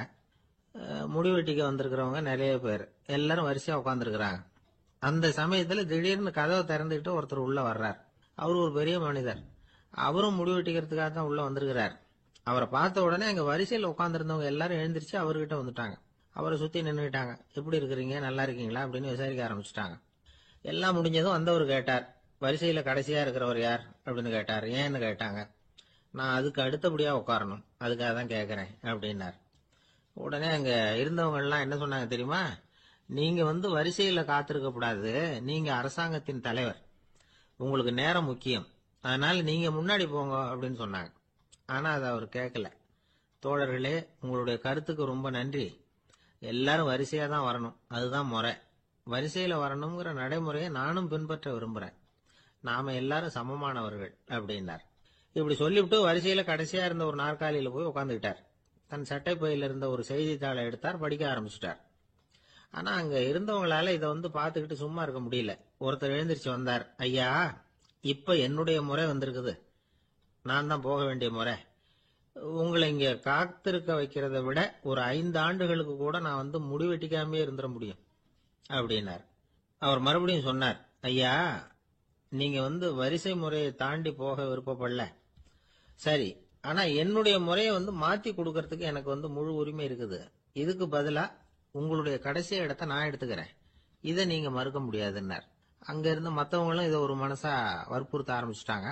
அந்த பெரிய மனிதர் பார்த்தார், சரின்னு கடைசியா ஒத்துக்கிட்டார். அவர் யார் தெரியுமா? அவர் தான் மாவீரர் லெனின். ரஷ்யாவில் கிரெம்ளின் சிகை அலங்கார கூடத்துல தான் இது நடந்தது. எல்லாரும் இந்நாட்டு மன்னர்கள்னு வாயளவுல பேசுறதுல என்ன பிரயோஜனம்? நாம எல்லாரும் சமம்ங்கிறத நடைமுறையில கடைபிடிச்சு காட்டினவங்க கொஞ்சம் பேர் தான். அவங்கள ஒருத்தர் தான் லெனின். வரிசையில நின்று வர்றதுங்கிறது ஒரு சிறந்த பண்பு, உயர்ந்த பண்பு. இன்னைக்கு பல இடங்கள்ல அது நமக்கு தேவைப்படுது. ஒரு ரேஷன் கடைவாசல், கடை திறக்கிறதுக்கு முன்னாடியே எல்லாரும் வந்து வரிசையில நின்னுட்டாங்க. கடைசியா வந்த ஒருத்தர் கியூல முன்னாடி போறதுக்கு முயற்சி பண்றார். ஏற்கனவே நின்றுட்டு இருக்கிறவங்க அவரை முன்னாடி போறதுக்கு விட மாட்டேங்கிறாங்க. கடைசியா போய் நில்லையா அப்படின்னு எல்லாரும் கத்துறாங்க. அது அவர் காதுல வாங்கல. முண்டி அடிச்சுக்கிட்டு முன்னாடி போறதுக்கே முயற்சி பண்ணிட்டு இருக்கிறார். எல்லாரும் சேர்ந்து அவரை வலுக்கட்டாயமா இழுத்து கொண்டாந்து பின்னாடி கொண்டு போய் நிறுத்திவிட்டாங்க. நிறுத்திவிட்டு சொன்னாங்க, இதை பாருப்பா, நாங்க இருக்கிற வரைக்கும் நீங்க முன்னாடி போய் எதையும் வாங்க முடியாது, தெரிஞ்சுக்கோ அப்படின்னாங்க. இப்போ அந்த ஆளு சொன்னாராம், நான் இங்க பின்னாடி நிக்கிற வரைக்கும் நீங்களும் எதுவும் வாங்க முடியாது அப்படின்னாராம். ஏன்னு கேட்டிருக்கிறாங்க. நான் தான் அந்த கடையை திறக்க வேண்டிய ஆள் அப்படின்னா. அபூர்வமான திருடர்களும் உண்டு. ஒரு திருடன் சிறையிலிருந்து விடுதலையாகி வெளியில போனான். கொஞ்ச நாள்ல மறுபடியும் திரும்பி ஜெயிலுக்கு வந்துட்டான். அப்போ சிறை அதிகாரி அவனுக்கு அறிவுரை சொன்னாராம். ஏன்பா, இப்படி அடிக்கடி தப்பு பண்ணிவிட்டு ஜெயிலுக்கு வந்துடுறியே, உனக்கு சொந்த பந்தம் எதுவும் இல்லையா? உனக்கு அப்பா, அண்ணன், தம்பிகள் அவங்க கூட எல்லாம் சேர்ந்து வாழணுங்கிற ஆசை இல்லையா அப்படின்னு கேட்டிருக்காரு. அவங்களோட சேர்ந்து வாழணுங்கிற ஆசை எனக்கு நிறைய உண்டுங்க சார் அப்படின்னு அவன். அப்புறம் எதுக்கு இப்படி ஜெயிலுக்கு வந்துடுற அப்படின்னாராம் அவரு. அவங்க எல்லாருமே இங்கே தானே சார் இருக்காங்க அப்படின்னு அவன். நம்ம கிட்ட ஒருத்தன் தப்பா நடந்துகிட்டானா உடனே நாம என்ன செய்வோம்? கையை ஓங்கிட்டு அவனை அடிக்க போவோம். நாம அவங்கிட்ட அவனை விட ஒருபடி மேலா தப்பா நடந்துக்குவோம். ஆனா பெரியவங்க எல்லாம் அப்படி நடந்துக்கிறது இல்ல. இன்னா செய்தாரை ஒருத்தல் அவர் நாண நன்னயம் செய்து விடல் அப்படின்னு வள்ளுவர் சொல்லியிருக்காரு இல்லையா? அதுக்கு தகுந்த மாதிரி நடந்துக்குவாங்க. பாயசித் விஸ்தாமிங்கிறவர் ஒரு பெரிய ஞானி. அவர் ஒரு நாள் ராத்திரி ரொம்ப நேரம் மசூதியில் இருந்துட்டு வீட்டுக்கு திரும்பி வந்துகிட்டு இருக்கிறார். வழியில ஒரு குடிகாரன், அவன் கையில ஒரு இசை கருவி, அதை கண்ணா பின்னான்னு மீட்டிக்கிட்டு வாய்க்கு வந்தபடியே என்னத்தையோ பாட்டுன்னு நினைச்சுக்கிட்டு பாடிக்கிட்டு அவன் பாட்டுக்கு கிடக்குறான் வழியில. அதோட இருந்தாலும் பரவாயில்ல, அந்த பக்கமா வழியில போறவங்க வர்றவங்களை எல்லாம் பார்த்து கண்ணா பின்னான்னு திட்டிக்கிட்டு இருக்கிறான், ரொம்ப வளர்க்குறான். பாயசித் பிஸ்தாமிங்கிற அந்த பெரியவர் அந்த வழியா போறார். அவனை பார்க்கிறார். அவனுடைய நிலைமைய பார்த்துட்டு பரிதாபப்படுறார். ஏன்பா இது மாதிரி எல்லாம் நடந்துக்கிற, இப்படி நடக்கலாமா அப்படின்னு ஏதோ கொஞ்சம் புத்திமதி சொல்றதுக்கு ஆரம்பிச்சார். அவனுக்கு கோபம் வந்துட்டுது. கையில வச்சிருந்த வாத்திய கருவி அதால ஓங்கி அந்த பெரியவர் தலையில ஒரு அடி கொடுத்தான். ரத்த காயம் ஏற்பட்டு போச்சு. அவன் கையில இருந்த இசை கருவியும் அடிச்ச வேகத்துல ரெண்டா உடஞ்சு போச்சு. அவ்வளவு வேகமா அடிச்சிருக்கான். இவ்வளவு தூரத்துக்கு நடந்து போச்சுல்ல, அந்த மாபெரும் ஞானி வாயை திறந்து ஒரு வார்த்தை கூட பேசல. பேசாம தலையை பிடிச்சிக்கிட்டு அவர் பாட்டுக்கு போயிட்டார். மறுநாள் அந்த பெரியவர் என்ன பண்ணார் தெரியுமா? கொஞ்சம் இனிப்பு பண்டங்கள், கொஞ்சம் பணம், இது ரெண்டையும் ஒரு ஆள் மூலமா அனுப்பி வச்சார் அந்த குடிகாரனுக்கு. அவனுக்கு ஒன்னும் புரியல. என்ன விவரம்னு விசாரிச்சான். வந்த ஆளு ஒரு கடுதாசியை நீட்டினான். அதுல விவரம் இருந்தது. ஞானி எழுதியிருக்கிறார், இத பாருப்பா, உங்களுடைய இசைக்கருவி உடையறதுக்கு என்னுடைய தலை காரணமா ஆயிட்டுது. அதுக்காக நான் ரொம்ப வருத்தப்படுறேன். அதுக்காக தான் பணம் அனுப்பி வச்சிருக்கேன். வேற புதுசா ஒரு இசைக்கருவி வாங்கிக்கோ. அப்புறம் இன்னொரு விஷயம், நேற்றுக்கு ராத்திரி என்கிட்ட ஏகப்பட்ட கசப்பான வார்த்தைகளை பேசினேன்.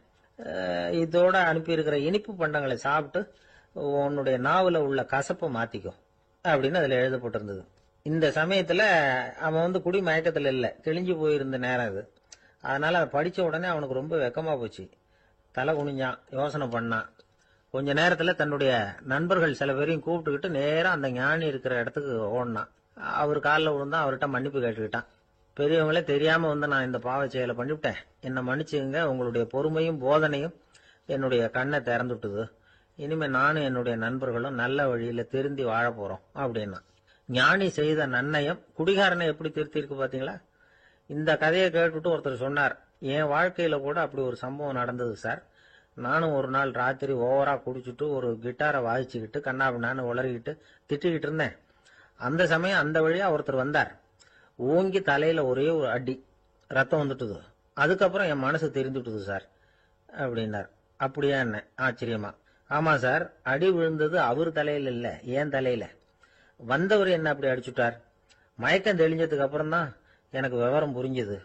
அவர் ஒரு போலீஸ்காரரு அப்படின்னார் ரொம்ப சோகமா. ஒரு ஊர்ல ஒரு துறவி இருந்தார், புத்த சமய துறவி. அந்த ஊர் மன்னன் அவரை பத்தி கேள்விப்பட்டிருக்கான். ஒரு நாள் புறப்பட்டு போனா, துறவியின் பாதங்களை தொட்டு வணங்கினான். அதுக்கப்புறம் சொன்னான், ஐயா, நான் உங்களை அரண்மனைக்கு அழைச்சிட்டு போறதுக்காக வந்திருக்கிறேன். இனிமே நீங்க இங்க எதுக்கு இருக்கணும் அப்படின்னானா. அவன் மனசுக்குள்ள என்ன நினைப்புன்னா, இவர் எங்க வர போறாரு, நான் ரொம்ப எளிமையானவன், எனக்கு எதுக்கு அரண்மனை வாசம்னு சொல்லி விடுவார் அப்படின்னு நினைச்சிருக்கான். ஆனா அந்த துறவி என்ன பண்ணாரு தெரியுமா? அப்படியா, சரி போகலாம், வா, போய் உன் ரதத்தை கொண்டுட்டு வா, அரண்மனைக்கு போகும்பொழுது அதுக்கு தகுந்த மாதிரி ஆடம்பரமா போகணும் அப்படின்னு விட்டாராம். துறவி இப்படி சொன்னதும் அந்த மன்னனுக்கு மனசுக்குள்ள சந்தேகம் வந்துட்டுது. இவர் உண்மையிலேயே துறவி தானா, ஏமாத்து பேர் வழி மாதிரி தெரியுதே அப்படின்னு நினைச்சிருக்கான். இருந்தாலும் இனிமே என்ன பண்றது, சொல்லியாச்சு. ரதத்தை கொண்டுட்டு வந்தான். துறவி ஏறி உக்காந்தார். பக்கத்துல ராஜா. அவரு ரொம்ப உற்சாகமா வரார். இவன் ரொம்ப சோர்ந்து போய் வரான். துறவி மரத்தடியிலேயே வாழ்ந்து பழக்கப்பட்டவர். அரண்மனையில எளிமையா ஒரு இடத்துல உட்காந்துக்குவார் அப்படின்னு நினைச்சான். ஆனா அப்படி இல்ல. அரண்மனைக்கு வந்த உடனே அந்த துறவி அதை கொண்டுட்டு வா இதை கொண்டுட்டு வான்னு சொல்லி உத்தரவு போட ஆரம்பிச்சுட்டார். அரண்மனையில இருந்தா அரசனை மாதிரி இருக்கணும் அப்படிங்கிறார். ராத்திரி பூரா சௌரியமா தூங்கினார். பகல்ல அரண்மனை தோட்டத்துல உலாவ வேண்டியது, நீச்சல் குளத்துல குளிக்க வேண்டியது, இப்படியே பொழுது போக்கிட்டு இருக்கிறார். அந்த அரண்மனையில துறவி மகிழ்ச்சியா இருக்கிறார். மன்னனால அப்படி இருக்க முடியல. அவருக்கு எந்த கவலையும் இல்ல. இவனுக்கு அரசாங்க கவலைகள். துறவி அப்படி இருக்கிறத இவனால தாங்கிக்க முடியல. ஒரு நாள் அவர்கிட்டயே போய், நான் உங்ககிட்ட கொஞ்சம் பேசணும் நானா. துறவி பார்த்தார். நான் இந்த அரண்மனைக்கு வரும்பொழுதே நீ என்னமோ என்கிட்ட கேட்கணும்னு நினைச்ச. ஏன் கால தாமதம்? நீ அனாவசியமா உன்னையே தொந்தரவு பண்ணிட்டு இருக்கிற. நீ கவலையா இருக்கேங்கிறது எனக்கு புரியுது. நான் மரத்தடியில இருந்தப்ப கூட என்ன அடிக்கடி சந்திச்சுக்கிட்டு இருப்ப. ஏதாவது விளக்கம் கேட்கறது உண்டு. இங்க வந்த பிறகு என்னை சந்திக்கிறது கூட அபூர்வமா போயிட்டுது. நீ இப்போ என்ன கேட்க போறேங்கிறது எனக்கு தெரியும். இருந்தாலும் கேள் அப்படின்னாராம். வேற ஒண்ணும் இல்லைங்க. இப்ப உங்களுக்கும் எனக்கு என்ன வித்தியாசம்? 2 பேரும் அரண்மனையில தான் இருக்கிறோம். நீங்க மகிழ்ச்சியா இருக்கிறீங்க, நான் அப்படி இருக்க முடியல. இவ்வளவுக்கும் நீங்க முன்னாடி இருந்தது மாதிரி இல்ல. தினமும் தங்க தேர் கேட்கறீங்க, உயர்தரமான ஆடைகள் அணியறீங்க, சுவையான சாப்பாடு. இப்படி இருக்கிறப்போ உங்களுக்கும் எனக்கு என்ன வித்தியாசம்? இதுதான் மன்னனுடைய கேள்வி. இதுக்கு பதில் சொல்றேன், என் கூட புறப்பட்டு வா, இந்த நகரத்துக்கு வெளியில போவோம் அப்படின்னு சொல்லி அரசனை கூப்பிட்டுக்கிட்டு ஊர் எல்லைக்கு சேர்ந்தார் துறவி. அங்க போய் சொன்னார், இத பாருப்பா, இந்த இடத்த தான் தேடிட்டு இருந்தேன். இனிமே நான் திரும்பி வரப்போறதில்ல. நீ என்னோட வர்றியா திரும்பி போறியா அப்படின்னார். நான் எப்படிங்க உங்க கூட வர முடியும்? என்னுடைய நாடு, என்னுடைய சொத்துக்கள், மனைவி, மக்கள் எல்லாத்தையும் விட்டுட்டு எப்படிங்க வர்றதுன்னா. இப்ப அந்த துறவி சொன்னார், இப்ப வித்தியாசத்தை தெரிஞ்சுக்கிட்டியா? நான் அரண்மனையில இருந்தேன், எல்லா வித பொருள்களும் உடையவனா இருந்தேன். ஆனா எதையும் சொந்தம் கொண்டாடுறவனா இருக்கல. ஆனா நீ அப்படி இல்ல, எல்லாத்தையும் சொந்தம் கொண்டாடிட்டு இருக்கிற. இதுதான் நமக்குள்ள வித்தியாசம் அப்படின்னு சொன்னார். அரண்மனை ஆடைகளை அப்படியே களைஞ்சார். அரசங்கிட்ட கொடுத்தார். உன்னுடைய ஆடைகளை நீயே வச்சுக்கோன்னார். அவர் பாட்டுக்கு நடந்து போனார். திரும்பியே பார்க்கல. அரசனுக்கு அப்பதான் தன்னுடைய அறியாமை விளங்குச்சான். இதுல இருந்து நாம புரிஞ்சுக்க வேண்டியது என்னன்னா, இந்த உலகத்துல எத்தனையோ பொருள்கள், அதையெல்லாம் முறையா பயன்படுத்தினா மகிழ்ச்சி. அதை விட்டுட்டு அதுக்கெல்லாம் சொந்தம் கொண்டாட ஆரம்பிச்சா கவலை. நம்ம ஆட்கள் சொந்தம் கொண்டாடுற விதமே தனி. ஒரு ஆளு இன்னொருத்தங்கிட்ட ஒரு கொடை கடன் வாங்கியிருந்தான், திருப்பி கொடுக்கல. கொடையை கொடுத்தவன் கேட்டான், என்கிட்ட கடன் வாங்கினிய கொடை, அதை கொஞ்சம் திருப்பி தர்றியான்னா. அது உனக்கு இப்போ அவசரமா தேவைப்படுதா அப்படின்னு கேட்டான் இவன். எனக்கு தேவைப்படல, அந்த கொடைய நான் யாருகிட்ட வாங்கியிருந்தேனோ அவனுக்கு இப்போ அது அவசரமா தேவைப்படுது. வாழ்க்கையில சில சந்தர்ப்பங்கள்ல நாம சில அவமானங்களை சந்திச்சே தீர வேண்டியிருக்கு. என்ன பண்றது, காலம் அப்படி. அவமானப்படுறவங்க உடனே அடங்கி போயிடுறது தான் உலக வழக்கம். அவமானப்பட்டா உடனே சீறி எழறவங்களும் உண்டு. ஆனா அதையே ஒரு சவாலா எடுத்துக்கிட்டு முன்னுக்கு வர்றவங்களும் சில பேர் இருக்கிறாங்க. அவங்க ரொம்ப அபூர்வம். இன்னைக்கு மனோதத்துவ நிபுணர்கள்லாம் என்ன சொல்றாங்க தெரியுமா? அவமானப்பட்டுட்டா உடனே அடங்கி போயிடக்கூடாதான். அதையே ஒரு சவாலா எடுத்துக்கிட்டு மனசுல ஒரு வைராக்கியத்தோட முயற்சி பண்ணனா வாழ்க்கையில எல்லாரும் முன்னேறலாம். அவமானம்ங்கிறத நாம வைராக்கியமா மாத்திக்கணும். அதுதான் வெற்றிக்கு வழி. ராமர் இந்த பூமியில பிறந்ததே ஒரு வைராக்கியத்தினால தான் சார் அப்படின்னார் ஒருத்தர். எப்படிங்க அது அப்படின்னு கேட்டேன். அவர் சொன்னார், தசரதருக்கு ராமர் குழந்தையா பிறக்கணும், அப்பதான் இங்க இருக்கிற கஷ்டங்கள்லாம் நீங்கும் அப்படின்னு சர்வ லோகமும் எதிர்பார்த்துக்கிட்டு இருக்குது. ஆனா அவர் எப்போ பிறப்பார் அப்படின்னு யாருக்கும் தெரியல. அந்த காரியம் சீக்கிரம் நடக்கணுமே, அதுக்கு என்ன பண்றது? நாரதர் வந்தார் ஒரு நாள் தசரதரை தேடி. தசரதா, உனக்கு ஒரு செய்தி தெரியுமான்னு ஆரம்பிச்சார். அவர் எப்பவும் இப்படித்தானே ஆரம்பிக்கிறது வழக்கம். என்ன விஷயம்னு கேட்டார் தசரதர். தசரதா, நீ அடிக்கடி உன்னோட தேர்ல ஏறிக்கிட்டு தேவலோகத்துக்கு போற, அங்க போற வர்ற எல்லாம் பண்ணிட்டு இருக்க, எல்லாம் சரி. தேவலோகத்திலயும் உன்னை நல்லபடியா தான் வரவேற்கிறாங்க. தேவேந்திரன் உன்னை பிரியமா அழைச்சிட்டு போய் தன்னுடைய அரியாசனத்திலேயே தனக்கு பக்கத்திலேயே உட்கார வைக்கிறான். நீ சந்தோஷமா உட்காந்து பேசிவிட்டு வந்துடுற. ஆனா நீ இங்க வந்ததுக்கு அப்புறம் அங்க என்ன நடக்குது தெரியுமா உனக்கு அப்படின்னாராம் நாரதர். என்ன நடக்குது எனக்கு ஒன்றும் தெரியலையே அப்படின்னாராம் தசரதர். நாரதர்கிட்ட வந்து கிட்டத்தில் வந்து கேட்டிருக்காரு, கொஞ்சம் சொல்லுங்க என்னது அப்படின்னு. அவர் நெருங்கி வந்தாராம் நாரதரும். மெதுவாக அவர் காதோட காதாக சொன்னாராம். அதாவது நம்ம பாஷையில் சொல்லப்போனால் பற்ற வைக்கிறார். நீ அங்கே தேவேந்திரங்கிட்ட உட்காந்து பேசிவிட்டு வந்த பிறகு நீ அங்கே உட்காந்துருந்த அரியாசனத்தை தண்ணி ஊற்றி கழுவி சுத்தப்படுத்துகிறாங்க. நீ என்ன அந்த அளவுக்கு சுத்தம் இல்லாத ஆளா, தினம் குளிக்காமையா இருக்கிற அப்படின்னாராம். தசரதருக்கு இது ரொம்ப அவமானமாக போயிட்டுது. அப்படியே செய்கிறாங்க அப்படின்னாராம். ஆமாம், நீ வேணும்னா நான் சொல்கிறது உண்மையா இல்லையா அப்படின்னு சோதனை பண்ணி பார்த்துக்கோ அப்படின்னாராம் நாரதர். உடனே தசரதர் இதுக்காகவே புறப்பட்டு தேவலோகம் போனார். அங்கே வழக்கம் போலவே இவரை கூப்பிட்டு உட்கார வச்சு பேசிக்கிட்டு இருந்தான் தேவேந்திரன். கொஞ்ச நேரம் பேசிக்கிட்டு இருந்துட்டு சரி நான் கிளம்புறேன்னு புறப்பட்டார். சரி, அவனும் வாசல் வரைக்கும் வந்து வழி அனுப்பி வச்சுட்டு உள்ளே போயிட்டான். தசரதர் வெளியில் கொஞ்ச நேரம் மறைஞ்சி இருந்துட்டு மெதுவாக உள்ளே எட்டி பார்த்தார் என்ன நடக்குதுன்னு. நாரதர் சொன்னது உண்மைதான். தசரதர் உட்கார்ந்திருந்த ஆசனத்தை அங்கே 2 தேவர்கள் கழுவி சுத்தப்படுத்திக்கிட்டு இருக்கிறாங்க. தசரதரால் இதை தாங்கிக்க முடியல. அவருக்கு ரொம்ப அவமானமாக போச்சு. நேராக கிடுகிடுன்னு தேவேந்திரங்கிட்டே போனார். நான் உட்கார்ந்திருந்த இருக்கையே சுத்தம் பண்ணுறியே, நான் என்ன அந்த அளவுக்கு பாவியா அப்படின்னு கேட்டார். ரொம்ப கோபமாக கேட்டார். தசரதரே, மனுஷனுக்கு 3 கடன்கள் உண்டு. தேவ கடன், ரிஷி கடன், பித்ரு கடன். இதை தீர்க்காதவன் பாவியாகிறான். இதில் மகனை பெறுவதால் தான் பித்ரு கடன் தீரும். உனக்கு மகன் கிடையாது, அதனால நீ பாவியாகிற. பாவி உட்கார்ந்திருந்த இடம்ங்கிறதுனால அதை சுத்தம் செய்ய வேண்டியது எங்கள் கடமை அப்படின்னு நானும் தேவேந்திரன். இந்த இடத்துல தசரதருக்கு ஏற்பட்ட அவமானம் ஒரு வைராக்கியமாக மாறிச்சு. தேவேந்திரனே கேட்டுக்கோ, ஒரு மகனை பெற்ற பிறகுதான் இந்த சபையில மறுபடியும் அடி எடுத்து வைப்பேன் அப்படின்னு சொல்லிவிட்டு போயிட்டாராம். போய் புத்திர காமேஷ் யாகம் பண்ணார். புத்திரர்கள் பிறந்தார்கள். இந்த கதையில உள்ள கருத்து என்னன்னா, தேவேந்திரன் தசரதரை அப்படி அவமானப்படுத்தலைன்னா அவருக்கு இப்படி ஒரு வைராக்கியம் பிறந்திருக்குமா யோசிச்சு பார்க்கணும். நமக்கு ஏற்படுகிற சில அவமானங்களையும் வைராக்கியமா மாத்திக்குவோம். அப்படி மாத்திக்கிட்டோம்னா வாழ்க்கையில வந்து முன்னேறலாம். நம்ம ஆளுங்க சில பேர் அவமானத்தை வந்து வைராக்கியமா மாத்திக்கிறது எப்படி தெரியுமா? நம்மகிட்ட ஒரு பையன் சொன்னான், எங்க அப்பா என்னை எல்லாருக்கும் முன்னாடி வச்சு திட்டிவிட்டார், பொறுப்பு இல்லாம ஊர் சுத்துறேன்னு சொல்லி அவமானப்படுத்தி விட்டார். இனிமே நீ என் முகத்திலேயே முழிக்காதரா போடான்னு வேற சொல்லிவிட்டார். எனக்கு ரோஷம் வந்துட்டுது. அந்த அவமானத்தை வைராக்கியமா மாத்திக்கிட்டேன். அன்னையிலிருந்து அவர் முகத்திலேயே முழிக்கிறது இல்லை அப்படின்னா. அப்படியான்னு கேட்டோம். ஆமாங்க, அவர் வீட்டில் இல்லாத நேரமா பார்த்து உள்ள சமையல் கட்டுக்கு போய் சாப்பிட்டுட்டு நைஸா வெளியில வந்துருவேன் அப்படிங்கிறான் அவன்.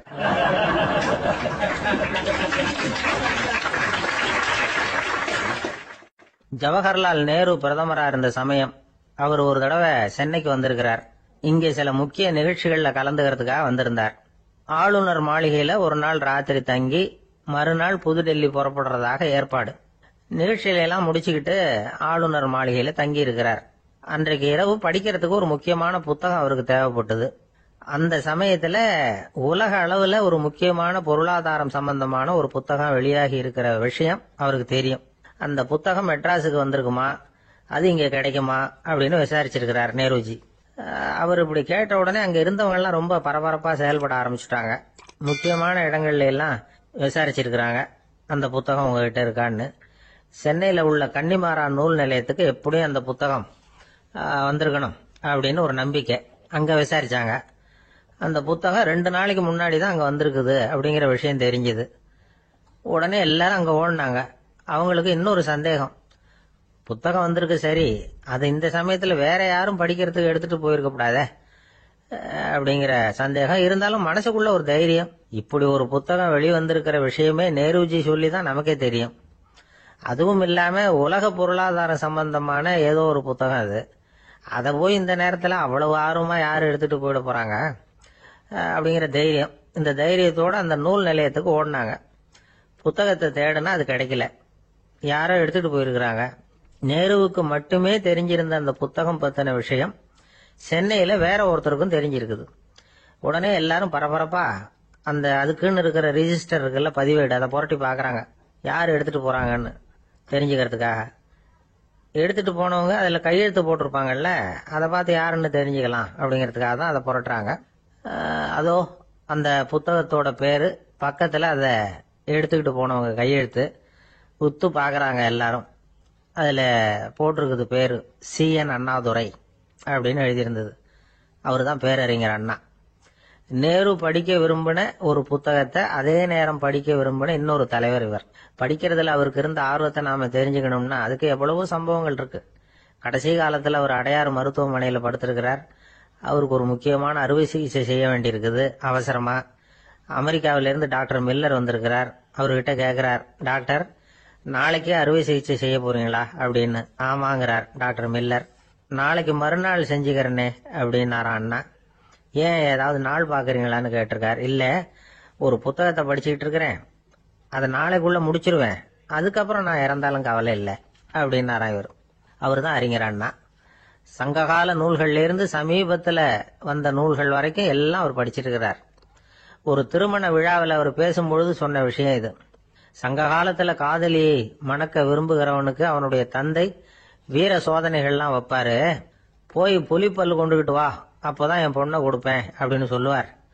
காதலன் உடனே காட்டுக்கு போவான், ஒரு புலியை கொன்று அதனுடைய பல்ல கொண்டுகிட்டு வருவான். அதை வீர பதக்கத்துல பதிச்சு அவனுக்கு மாமனார் சூட்டுவார் கல்யாண சமயத்துல.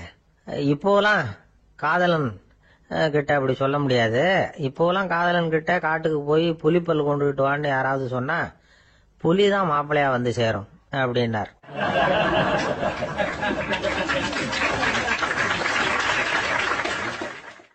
ஒரு கடைக்கு போனேன், 5 ரூபா பணத்தை எடுத்து கொடுத்தேன். ஒரு தினசரி பத்திரிகையை கேட்டேன்.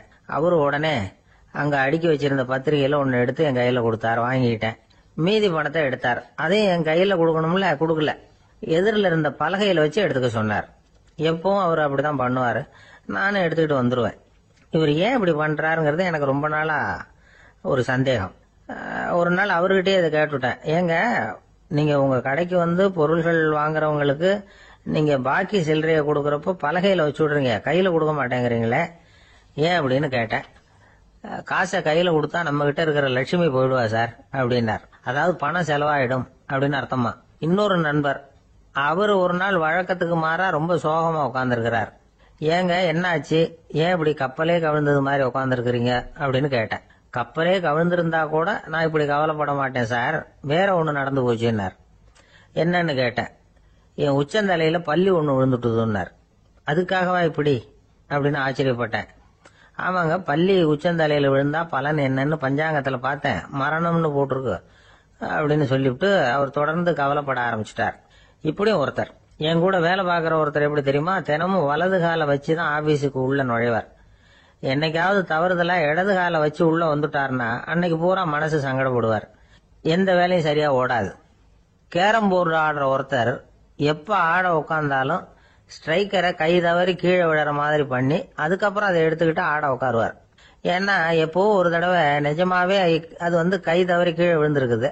அன்னைக்கு பிரமாதமா ஜெயிச்சுட்டார்.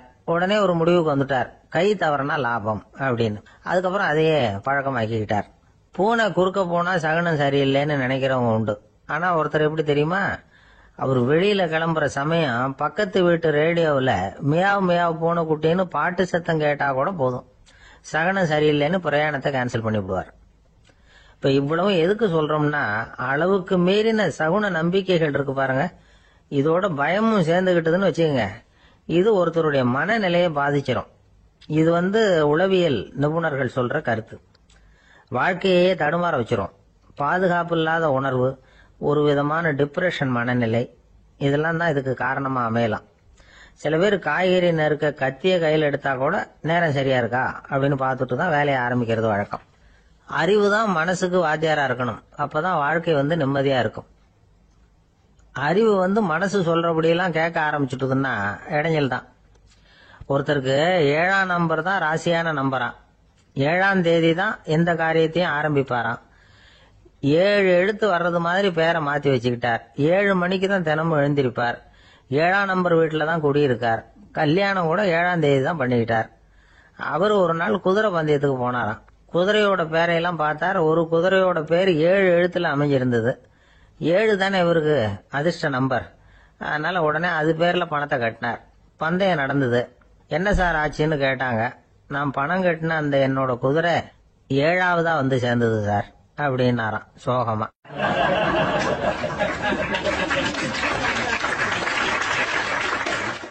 ஒரு விவசாயி விதைக்கிறதுக்காக வயல்வெளி பக்கம் போறார்.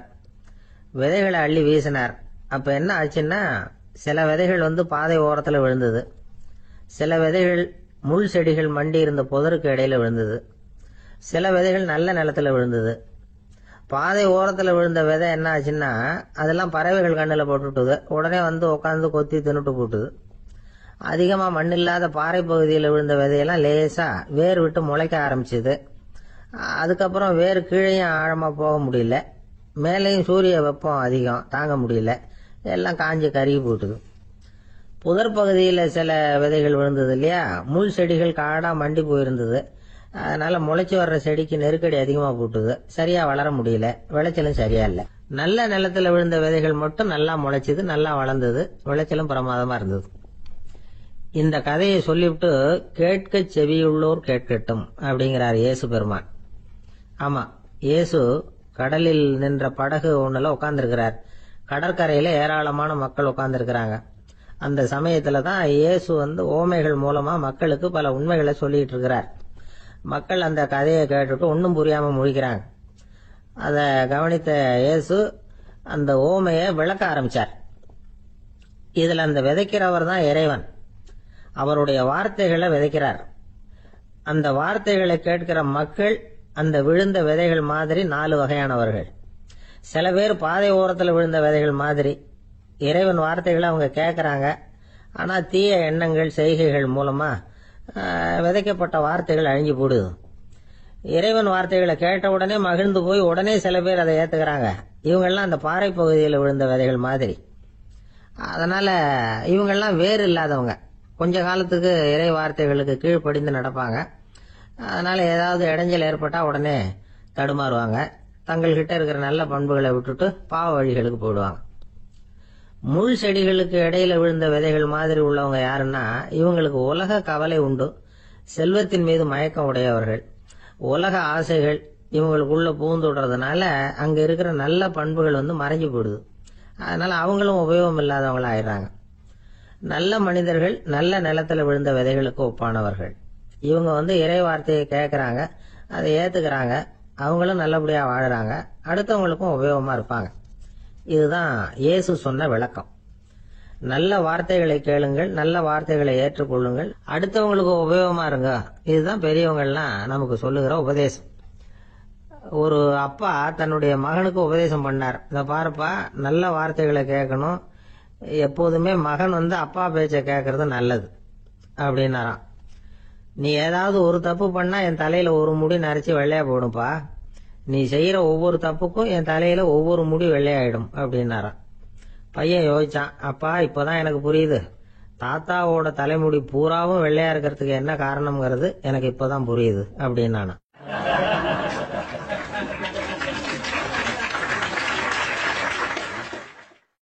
ஒரு ஊர்ல ஒரு ராஜா இருந்தார். அவர் ஒரு பூனை வளர்த்தார். ரொம்ப செல்லமா அவர் அந்த பூனையை வளர்த்தார். அவர் என்ன பண்ணுவார் தெரியுமா, இரவு நேரத்துல அந்த பூனையோட தலையில ஒரு விளக்க வச்சிருவார். அந்த பூனை ரொம்ப ஜாக்கிரதையா அந்த விளக்கு கீழே விழுந்துடாம பாத்துக்கும். தலையை ஆட்டாம ரொம்ப நிதானமா ராஜா பின்னாடி நடந்து போய்கிட்டே இருக்கும். அந்த விளக்கு வெளிச்சத்துல எல்லா வேலைகளையும் செஞ்சிருவார். கையில ஒரு விளக்க தனியா எடுத்துட்டு போக வேண்டிய அவசியமே இல்லை. விளக்க தூக்கிட்டு போற வேலையை அந்த பூனை பாத்துக்கும். அதனால ராஜாவுக்கு அந்த பூனை மேல ரொம்ப பிரியம். மந்திரிகளை எல்லாம் கூப்பிட்டு அவங்க கிட்ட சொல்லுவார், பாத்தீங்களா இந்த பூனை எவ்வளவு விசுவாசமா நடக்குது, என் பேர்ல எவ்வளவு மரியாதை பாத்தீங்களா அதுக்கு அப்படிம்பார். இதை கேட்டுட்டு அங்கிருந்த அமைச்சர்கள் ஒருத்தர் சொன்னார், மன்னா நீங்க சொல்றது சரிதான், இருந்தாலும் இந்த பூனையோட விசுவாசத்தை நாம கொஞ்சம் சோதிச்சு பார்க்க வேண்டியிருக்கு அப்படின்னாராம். சரி, உங்க ஆசையை ஏன் கெடுக்கணும், நல்லா சோதிச்சு பாருங்க அப்படின்னு சொல்லிவிட்டார் ராஜா. உடனே அந்த அமைச்சர் என்ன பண்ணார் தெரியுமா, எங்கேயோ புறப்பட்டு போனார். ஒரு 5-6 எலிகளை பிடிச்சிட்டு வந்தார். அரண்மனையில் ராஜா ஏதோ வேலை பார்த்துக்கிட்டு இருக்கிறாரு. பக்கத்துல அந்த பூனை ரொம்ப பணிவா நின்றுகிட்டு இருக்குது. அது தலையில விளக்கு எரிஞ்சுக்கிட்டு இருக்கு. அமைச்சர் தான் பிடிச்சிட்டு வந்த எலிகளை அந்த பூனை பார்வையில படுறது மாதிரி எதிரில் விட்டார். அந்த எலிகள்லாம் அங்கேயும் இங்கேயும் ஓட ஆரம்பிச்சுது. அதை பார்த்தது பூனை, அவ்வளவுதான். தலையில இருக்கிற விளக்க பத்தியும் கவலைப்படல, ராஜாவை பத்தியும் கவலைப்படல. ஒரே பாய்ச்சல பாஞ்சு எலிகளை துரத்த ஆரம்பிச்சுட்டுது. தலையில இருந்த விளக்கு எங்கேயோ போய் விழுந்தது, அணைஞ்சு போச்சு. இருட்டுல ராஜா தடுமாற ஆரம்பிச்சுட்டார். இந்த சமயத்துல அந்த அமைச்சர் மறுபடியும் விளக்க ஏத்தினார், வெளிச்சம் வந்தது. அதுக்கப்புறம் அந்த அமைச்சர் பேசினார், அரசே பூனையோட விசுவாசத்தை பாத்தீங்களா, எலி அது கண்ணுல படுற வரைக்கும் தான் விசுவாசமா இருந்தது, அது மாதிரி எலிய பார்த்ததும் எல்லாத்தையும் விட்டுட்டு அதை துரத்த ஆரம்பிச்சிடுது பாத்தீங்களா. தான் அந்த பூனையை பத்தி நினைச்சது தப்புங்கிறது அதுக்கப்புறம் தான் அந்த ராஜாவுக்கு புரிஞ்சுதான். சரி, இப்ப எதுக்கு இந்த கதையெல்லாம் அப்படிங்கிறீங்களா? இந்த பூனை மாதிரி தான் நம்ம மனசும். மனசை எவ்வளவுதான் பயிற்சி கொடுத்து பக்குவமா வச்சிருந்தாலும் பாக்குறதுக்கு பரமசாது மாதிரி தான் இருக்கும். பார்க்க வேண்டியதை பார்த்துட்டுதுன்னா பாஞ்சிரும். இந்த பூனை மாதிரி புலன் இன்ப பொருள்கள் கிட்டாத வரைக்கும் மனம் அடங்கி இருக்கிறது மாதிரி தான் தெரியும். கொஞ்சம் வாய்ப்பு கிடைச்சாலும் அது குதிக்க ஆரம்பிச்சிரும், தப்பு பண்ண ஆரம்பிச்சிரும். பெரிய பெரிய முனிவர்கள் வாழ்க்கையில நடந்த வீழ்ச்சி இதை தான் நிரூபிக்குது. புலன்களின் ஆற்றல் அதிகம், அதனால மனக்கட்டுப்பாடு பயிற்சிகள்ல ரொம்ப எச்சரிக்கையா இருக்கணுங்கிறார் சுவாமி சிவானந்தர். மது பழக்கத்தையே விட்டுட்டேன்னு உறுதியா இருப்பான். கடை கண்ணுல பட்டுட்டுதுன்னா கால் அவனை கேட்காமலே இழுத்துக்கிட்டு உள்ள போயிடும். இதுதான் மனசுங்கிறது. அதுதான் அந்த ராஜா வளர்த்த பூனை. நம்மால் ஒருத்தன் அந்த ராஜா பூனை தலையில விளக்க வச்சது மாதிரி இவன் தன்னுடைய தலையிலேயே ஒரு விளக்க ஏற்றி வச்சுக்கிட்டு என்னத்தையோ தேட ஆரம்பிச்சான். தேடிட்டு இருக்கிறான். தலையை ஆட்டாம நிதானமா நடந்து ரொம்ப நேரமா தேடிட்டு இருக்கிறான். அந்த சமயம் அங்க ஒருத்தர் என்னத்தை தேடுறீங்கன்னு கேட்டார். அதுதான் மறந்து போச்சு அப்படின்னு இழுத்தான். சரி, கொஞ்சம் இப்படி உட்காருங்க, ஞாபகம் வந்ததும் தேட ஆரம்பிக்கலாம் அப்படின்னாரு அவரு. இவன் கொஞ்ச நேரம் உட்காந்து யோசிச்சான். அப்புறம் திடீர்னு எழுந்திருச்சான். ஞாபகம் வந்துட்டுதுன்னா. என்னன்னு கேட்டார். எங்க வீட்டுல இருந்த விளக்க எங்க வச்சேன்னு தெரியல, அததான் தேடிட்டு இருக்கிறேன், ஏத்தி வைக்கலாம்னு பாக்குறேன் அப்படின்னா.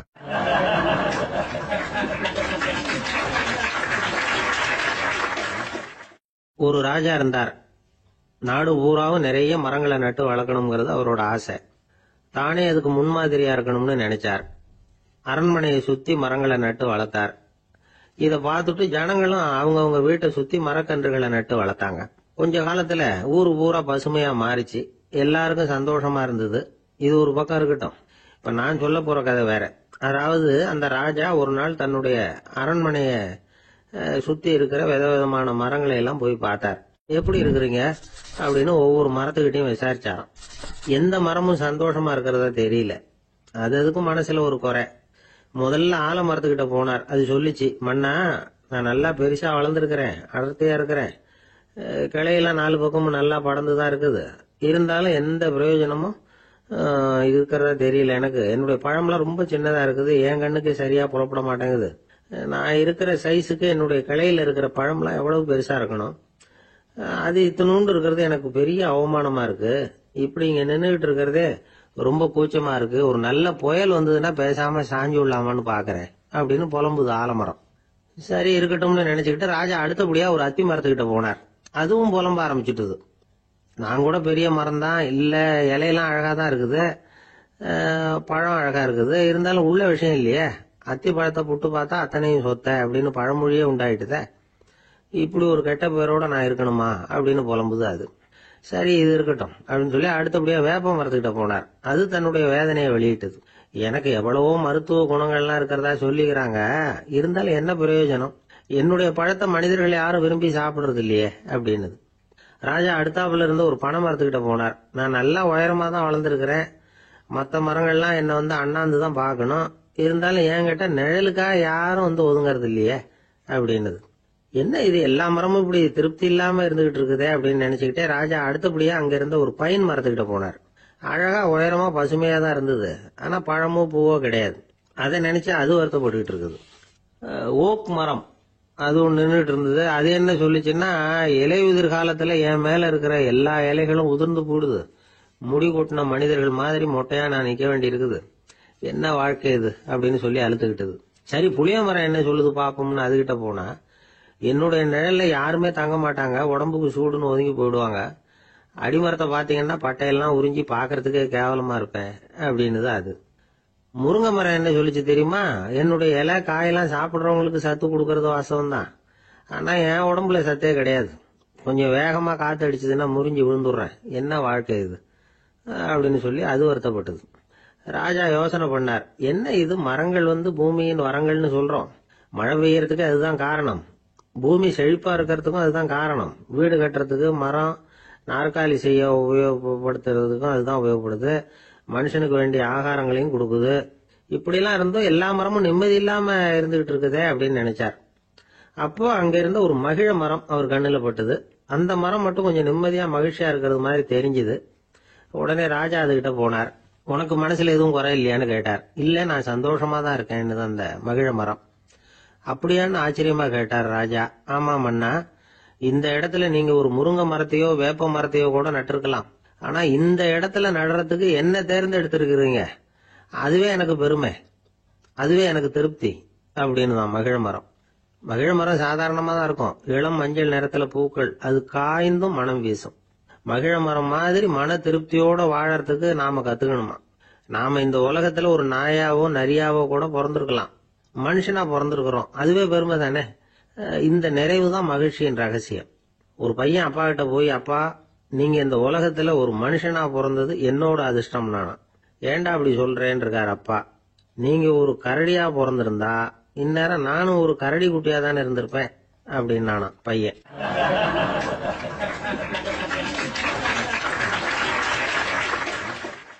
இந்த உலகத்துல நாம நல்லபடியா இருக்கணும்னா அதுக்கு முக்கியமா தேவைப்படுறது ரெண்டு. ஒன்னு செல்வம், இன்னொன்னு அறிவு. சரி, இது ரெண்டுல சிறந்தது எது அப்படின்னு ஒரு கேள்வி கேட்டா என்ன பதில் சொல்றது? இதே கேள்விய ஹஸ்ரத் அலி அவர்கள் கிட்ட கேட்டாங்களாம். அவர் ஒரு பெரிய அறிஞர். கேள்வி கேட்டவங்களும் சாதாரண ஆட்கள் இல்ல, இவங்களும் அறிஞர்கள். ஒரு நாள் ஹஸ்ரத் அலி அவர்கள்கிட்ட 10 அறிஞர்கள் வந்தாங்களாம். ஐயா, நாங்க 10 பேரும் உங்ககிட்ட ஒரே கேள்வியை தான் கேட்க வந்திருக்கிறோம். ஆனா எங்க 10 பேருக்கும் நீங்க தனித்தனியா பதில் சொல்ல முடியுமா அப்படின்னு கேட்டிருக்காங்க. அதாவது அவங்க ஒரே கேள்விக்கு இவர்கிட்ட இருந்து 10 விதமான பதில் எதிர்பார்க்கறாங்க. சரி கேளுங்க, என்ன கேள்வி அப்படின்னாரு அவர்.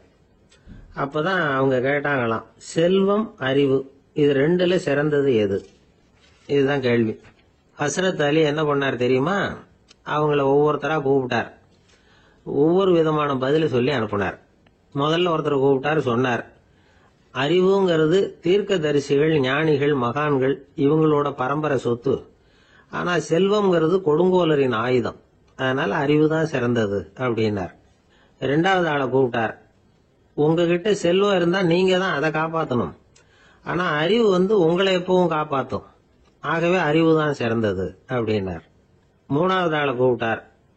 செல்வந்தனுக்கு எப்போதும் விரோதிகள் அதிகம், ஆனா அறிஞனுக்கு நண்பர்கள் அதிகம். அதனால அறிவு தான் சிறந்ததுன்னார். அடுத்தவரை கூப்பிட்டார். செல்வம் அடுத்தவங்களுக்கு கொடுக்க கொடுக்க குறையும், ஆனா கல்விங்கிறது அதிகரிச்சுக்கிட்டே வரும், கொடுக்கறதுனால குறையாது. அதனால அறிவு தான் சிறந்ததுன்னார். இன்னொருத்தரை கூப்பிட்டார். அறிவுள்ளவன் எப்பவும் அதை அடுத்தவங்களுக்கு வாரி வழங்கிக்கிட்டே இருப்பான். அதனால அவங்ககிட்ட தாராளத்தன்மை இருக்கும். ஆனா செல்வந்தன் கிட்ட கஞ்சத்தனம் தான் இருக்கும். அதனால அறிவு தான் சிறந்ததுன்னார். ஆறாவது நபரை கூப்பிட்டார். செல்வத்தை கள்வர்கள் திருடிட்டு போக முடியும், ஆனா அறிவை அப்படி திருடிட்டு போக முடியாது அப்படின்னார். ஏழாவது நபரை கூப்பிட்டார். செல்வம் கால ஓட்டத்துல அழிஞ்சிரும், ஆனா அறிவை கால ஓட்டம் ஒன்னும் பண்ண முடியாது. ஆகவே அறிவே சிறந்ததுன்னார். எட்டாவது ஆளை கூப்பிட்டு சொன்னார், செல்வத்துக்கு எப்பவும் எல்லை உண்டு, நிறை உண்டு, அளவு உண்டு, கணக்கு உண்டு. ஆனா அறிவுக்கு அப்படிப்பட்ட எல்லை எதுவும் கிடையாது. அதனால அதுதான் சிறந்ததுன்னார். அடுத்தவனை கூப்பிட்டார். செல்வம் உள்ளத்துல உள்ள ஒளியை போக்கி விடும், இருட்டை உண்டாக்கிவிடும், விரிந்த மனப்பான்மையை குறுகலாக்கிவிடும். ஆனா அறிவு அப்படி இல்லை, இருண்ட உள்ளத்துல ஒளியை பாய்ச்சி அதை விசாலப்படுத்துது. அதுதான் சிறந்ததுன்னார். கடைசியா 10வது நபரை கூப்பிட்டார். செல்வம் மனசுல செருக்கை உண்டாக்குது, ஆணவத்தை ஏற்படுத்துது. அதனால நானே கடவுள்னு நினைக்கிற அளவுக்கு மனுஷனை தாழ்த்தி விடுது. ஆனா அறிவு பணிவையும் பண்பாட்டையும் வளர்க்குது. அதனால அறிவு தான் சிறந்ததுன்னார்.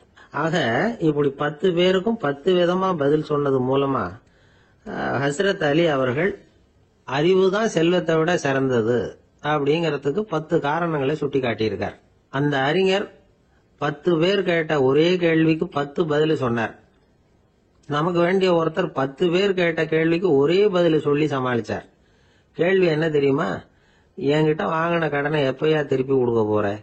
இதுதான் அந்த 10 பேரும் கேட்ட ஒரே கேள்வி. இந்த மாசம் 26ஆம் தேதி தந்துடுறேன் அப்படிங்கிற ஒரே பதில சொல்லி அவ்வளவு பேரையும் இவர் அனுப்பி வச்சுட்டாராம். எல்லாரும் போனதுக்கு அப்புறம் இவரை தனியா கூப்பிட்டு கேட்டிருக்கிறாங்க. அது என்ன சார் கணக்கு, 26ஆம் தேதி அன்னைக்கு என்ன அதிசயம் நடக்க போகுது அப்படின்னு கேட்டிருக்காங்க. அதிசயம் அன்னைக்கு இல்ல, அதுக்கு முத நாளே நடக்க போகுதுன்னாராம். விவரமா சொல்லுங்கன்னு இருக்காங்க. வேற ஒண்ணும் இல்லைங்க, 26ஆம் தேதி தானே எல்லாரையும் வர சொல்லி இருக்கிறேன், அதுக்கு முத நாளே நான் புறப்பட்டு தலைமறைவாயிட போறேன் அப்படின்னாராம் ரொம்ப பெருமையா.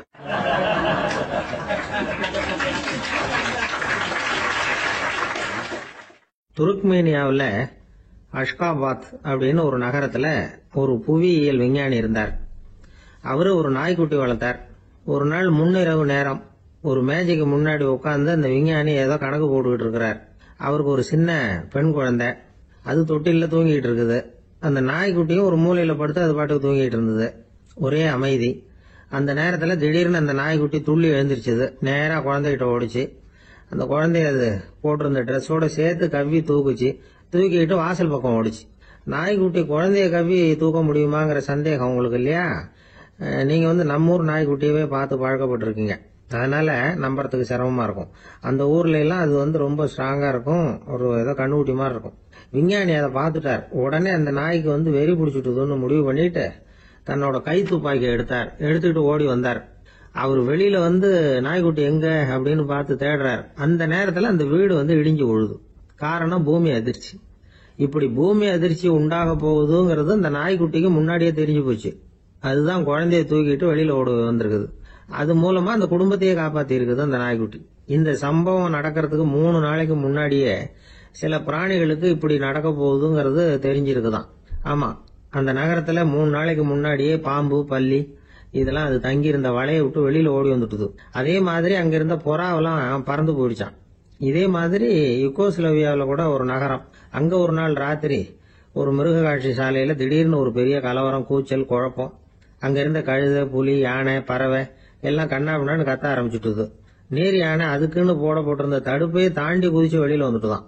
மறுநாள் தான் எல்லாருக்கும் விஷயம் புரிஞ்சுது. அடுத்த நாள் காலையில அங்க பூமி அதிர்ச்சி உண்டாயிட்டுது. இப்ப பாருங்க, அதாவது மனுஷனை போய் தீர்க்க தரிசி அது இதுன்னு சொல்லிட்டு இருக்கிறோம். இவனை விட அது பரவாயில்லைன்னு தோணுது. அதாவது மிருகங்கள் ஒண்ணு நடக்க போகுதுங்கிறத முன்னாடியே புரிஞ்சுக்குதே. சரி, இதெல்லாம் எப்படி அது முன்கூட்டி புரிஞ்சுக்குது? அதுதான் படைப்பு ரகசியம். அதை கண்டுபிடிக்கிறதுக்கு தான் மனுஷன் ஆராய்ச்சி பண்ணிட்டு இருக்கிறான். விஞ்ஞானிகளோட ஆராய்ச்சியெல்லாம் ஒரு பக்கம் இருக்கட்டும், வீட்டுக்குள்ளேயே சில ஆராய்ச்சி பண்ணி பாருங்களேன். இப்ப சில யோசனை சொல்லி அதை சோதனை பண்ணி பாருங்க அப்படின்னு ஒருத்தர் சொன்னாராம். அதாவது இப்ப மழை வருமா வராதா அப்படின்னு தெரிஞ்சுக்கணுமா, உடனே ஒரு பூனைக்குட்டி பின்னாடியே மெதுவா போய் அது என்ன செய்யுதுன்னு கவனிச்சு பார்க்கணும். பூனைக்குட்டி தன்னோட பாதத்தினால சுகத்துல அப்படி கீறிக்கிட்டு இருக்கும். அப்படி கீறினா கண்டிப்பா மழை வரும். சில சமயம் பூனைக்குட்டி அப்படி மல்லாந்து படுத்துக்கிட்டு பாதத்தை உயர தூக்கும், அப்படியும் எப்படியும் புரளும். இப்படி செஞ்சதுன்னா அன்னைக்கும் மழை இருக்காது. அதனால முன்னாடி இருந்தது மழை வர்றதுக்கு அறிகுறி, இது மழை இல்லைங்கிறதுக்கு அறிகுறி.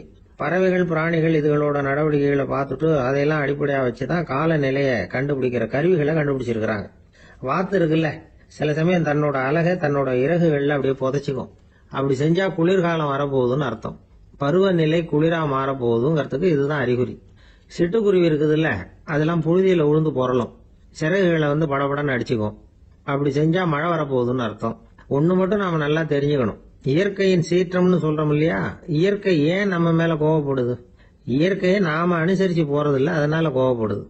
காடுகளை அழிக்கப்படாது, விலங்குகளை கொல்லக்கூடாது, இயற்கை ஏற்படுத்தி வச்சிருக்கிற சமநிலையை கெடுக்கப்படாது. அதை புரிஞ்சுக்கிட்டு வாழ்ந்தோம்னா பூமியும் நடுங்காது, நாமளும் நடுங்க வேண்டிய அவசியம் இருக்காது. ஒருத்தர் இருந்தார், சாராய கடைக்கு போனாராம், நிறைய சாப்பிட்டார். அப்புறம் சொன்னார், இது ரொம்ப அற்புதமான சரக்கு போல இருக்கு. உள்ள போன உடனே இந்த பூமியே நடுங்கிறது மாதிரி இருக்கு எனக்கு அப்படின்னாராம். இதுக்கு கடைக்காரர் சொல்லியிருக்கார், நீங்க சாப்பிட்டது வெறும் பச்சை தண்ணி தாங்க, இப்ப ஏற்பட்டிருக்கிறது நிஜம் பூமி அதிர்ச்சி அப்படின்னாராம்.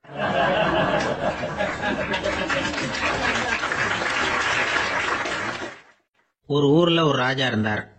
அந்த ராஜாவுக்கு ஒரு மந்திரி. ராஜா ரொம்ப நியாயமானவர், நேர்மையானவர், கண்டிப்பானவர். தப்பு செய்யறது யாரா இருந்தாலும் தண்டனை கொடுப்பார். வேண்டியவங்களுக்கு ஒரு நியாயம், வேண்டாதவங்களுக்கு ஒரு நியாயம்ங்கிறதெல்லாம் அவர்கிட்ட கிடையாது. ஒரு சமயம் அரசவையில அந்த அமைச்சரே விதிமுறைகளுக்கு புறம்பா ஏதோ நடந்துகிட்டு இருக்கார். மன்னருக்கு கோவம் வந்துட்டுது. உடனே அந்த அமைச்சரை கிட்டத்துல கூப்பிட்டு அவர் கன்னத்துல ஓங்கி ஒரு அறை கொடுத்துட்டாராம். உடனே அந்த அமைச்சர் என்ன பண்ணார் தெரியுமா, நேரா போனார். அங்க நின்றுகிட்டு இருந்த இன்னொருத்தர் கன்னத்துல ஓங்கி அரைஞ்சார். அறை வாங்கினவர் திகைச்சு போயிட்டார். இவர் ஏன் நம்மள அரைகிறார் அப்படின்னு யோசனை பண்ணார். மன்னரும் திகைச்சு போயிட்டார். நாம இவரை அரைஞ்சா அதுக்காக இவரு போய் இன்னொருத்தர் அரையணுமா அப்படின்னு யோசனை பண்ணார். அவர் இவருக்கு என்ன பைத்தியமானு கூட நினைக்க ஆரம்பிச்சுட்டார். ஆனா என்ன ஆச்சுன்னா, அப்புறம் அமைச்சர் அவர் கவனிச்சுக்கிட்டு இருந்தாரா, அவர் இன்னொருத்தர் அரைஞ்சார் இல்லையா, அந்த அறை வாங்கின ஆசாமியை பார்த்து கத்திக்கிட்டு இருந்தார். யாரு? அமைச்சர்.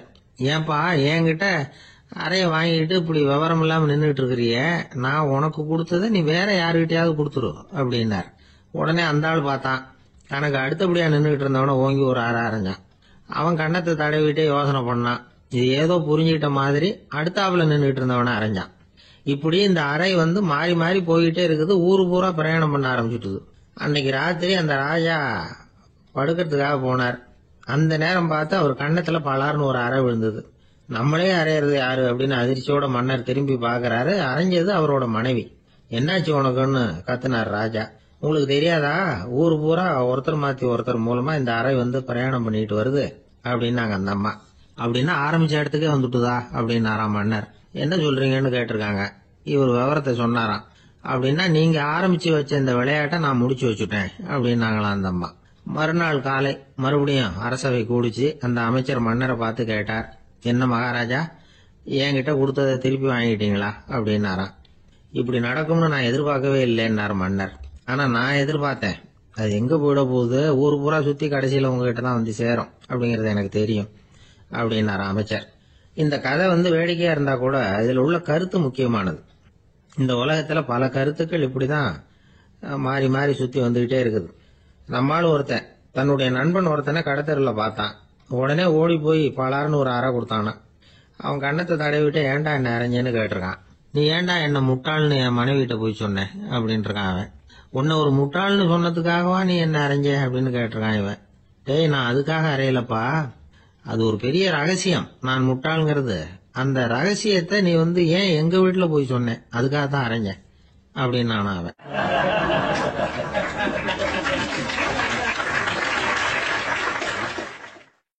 பக்தின்னு சொல்றோம் இல்லையா, அது 3 வகைப்படும் அப்படிங்கிறாரு ஒரு பெரியவர்.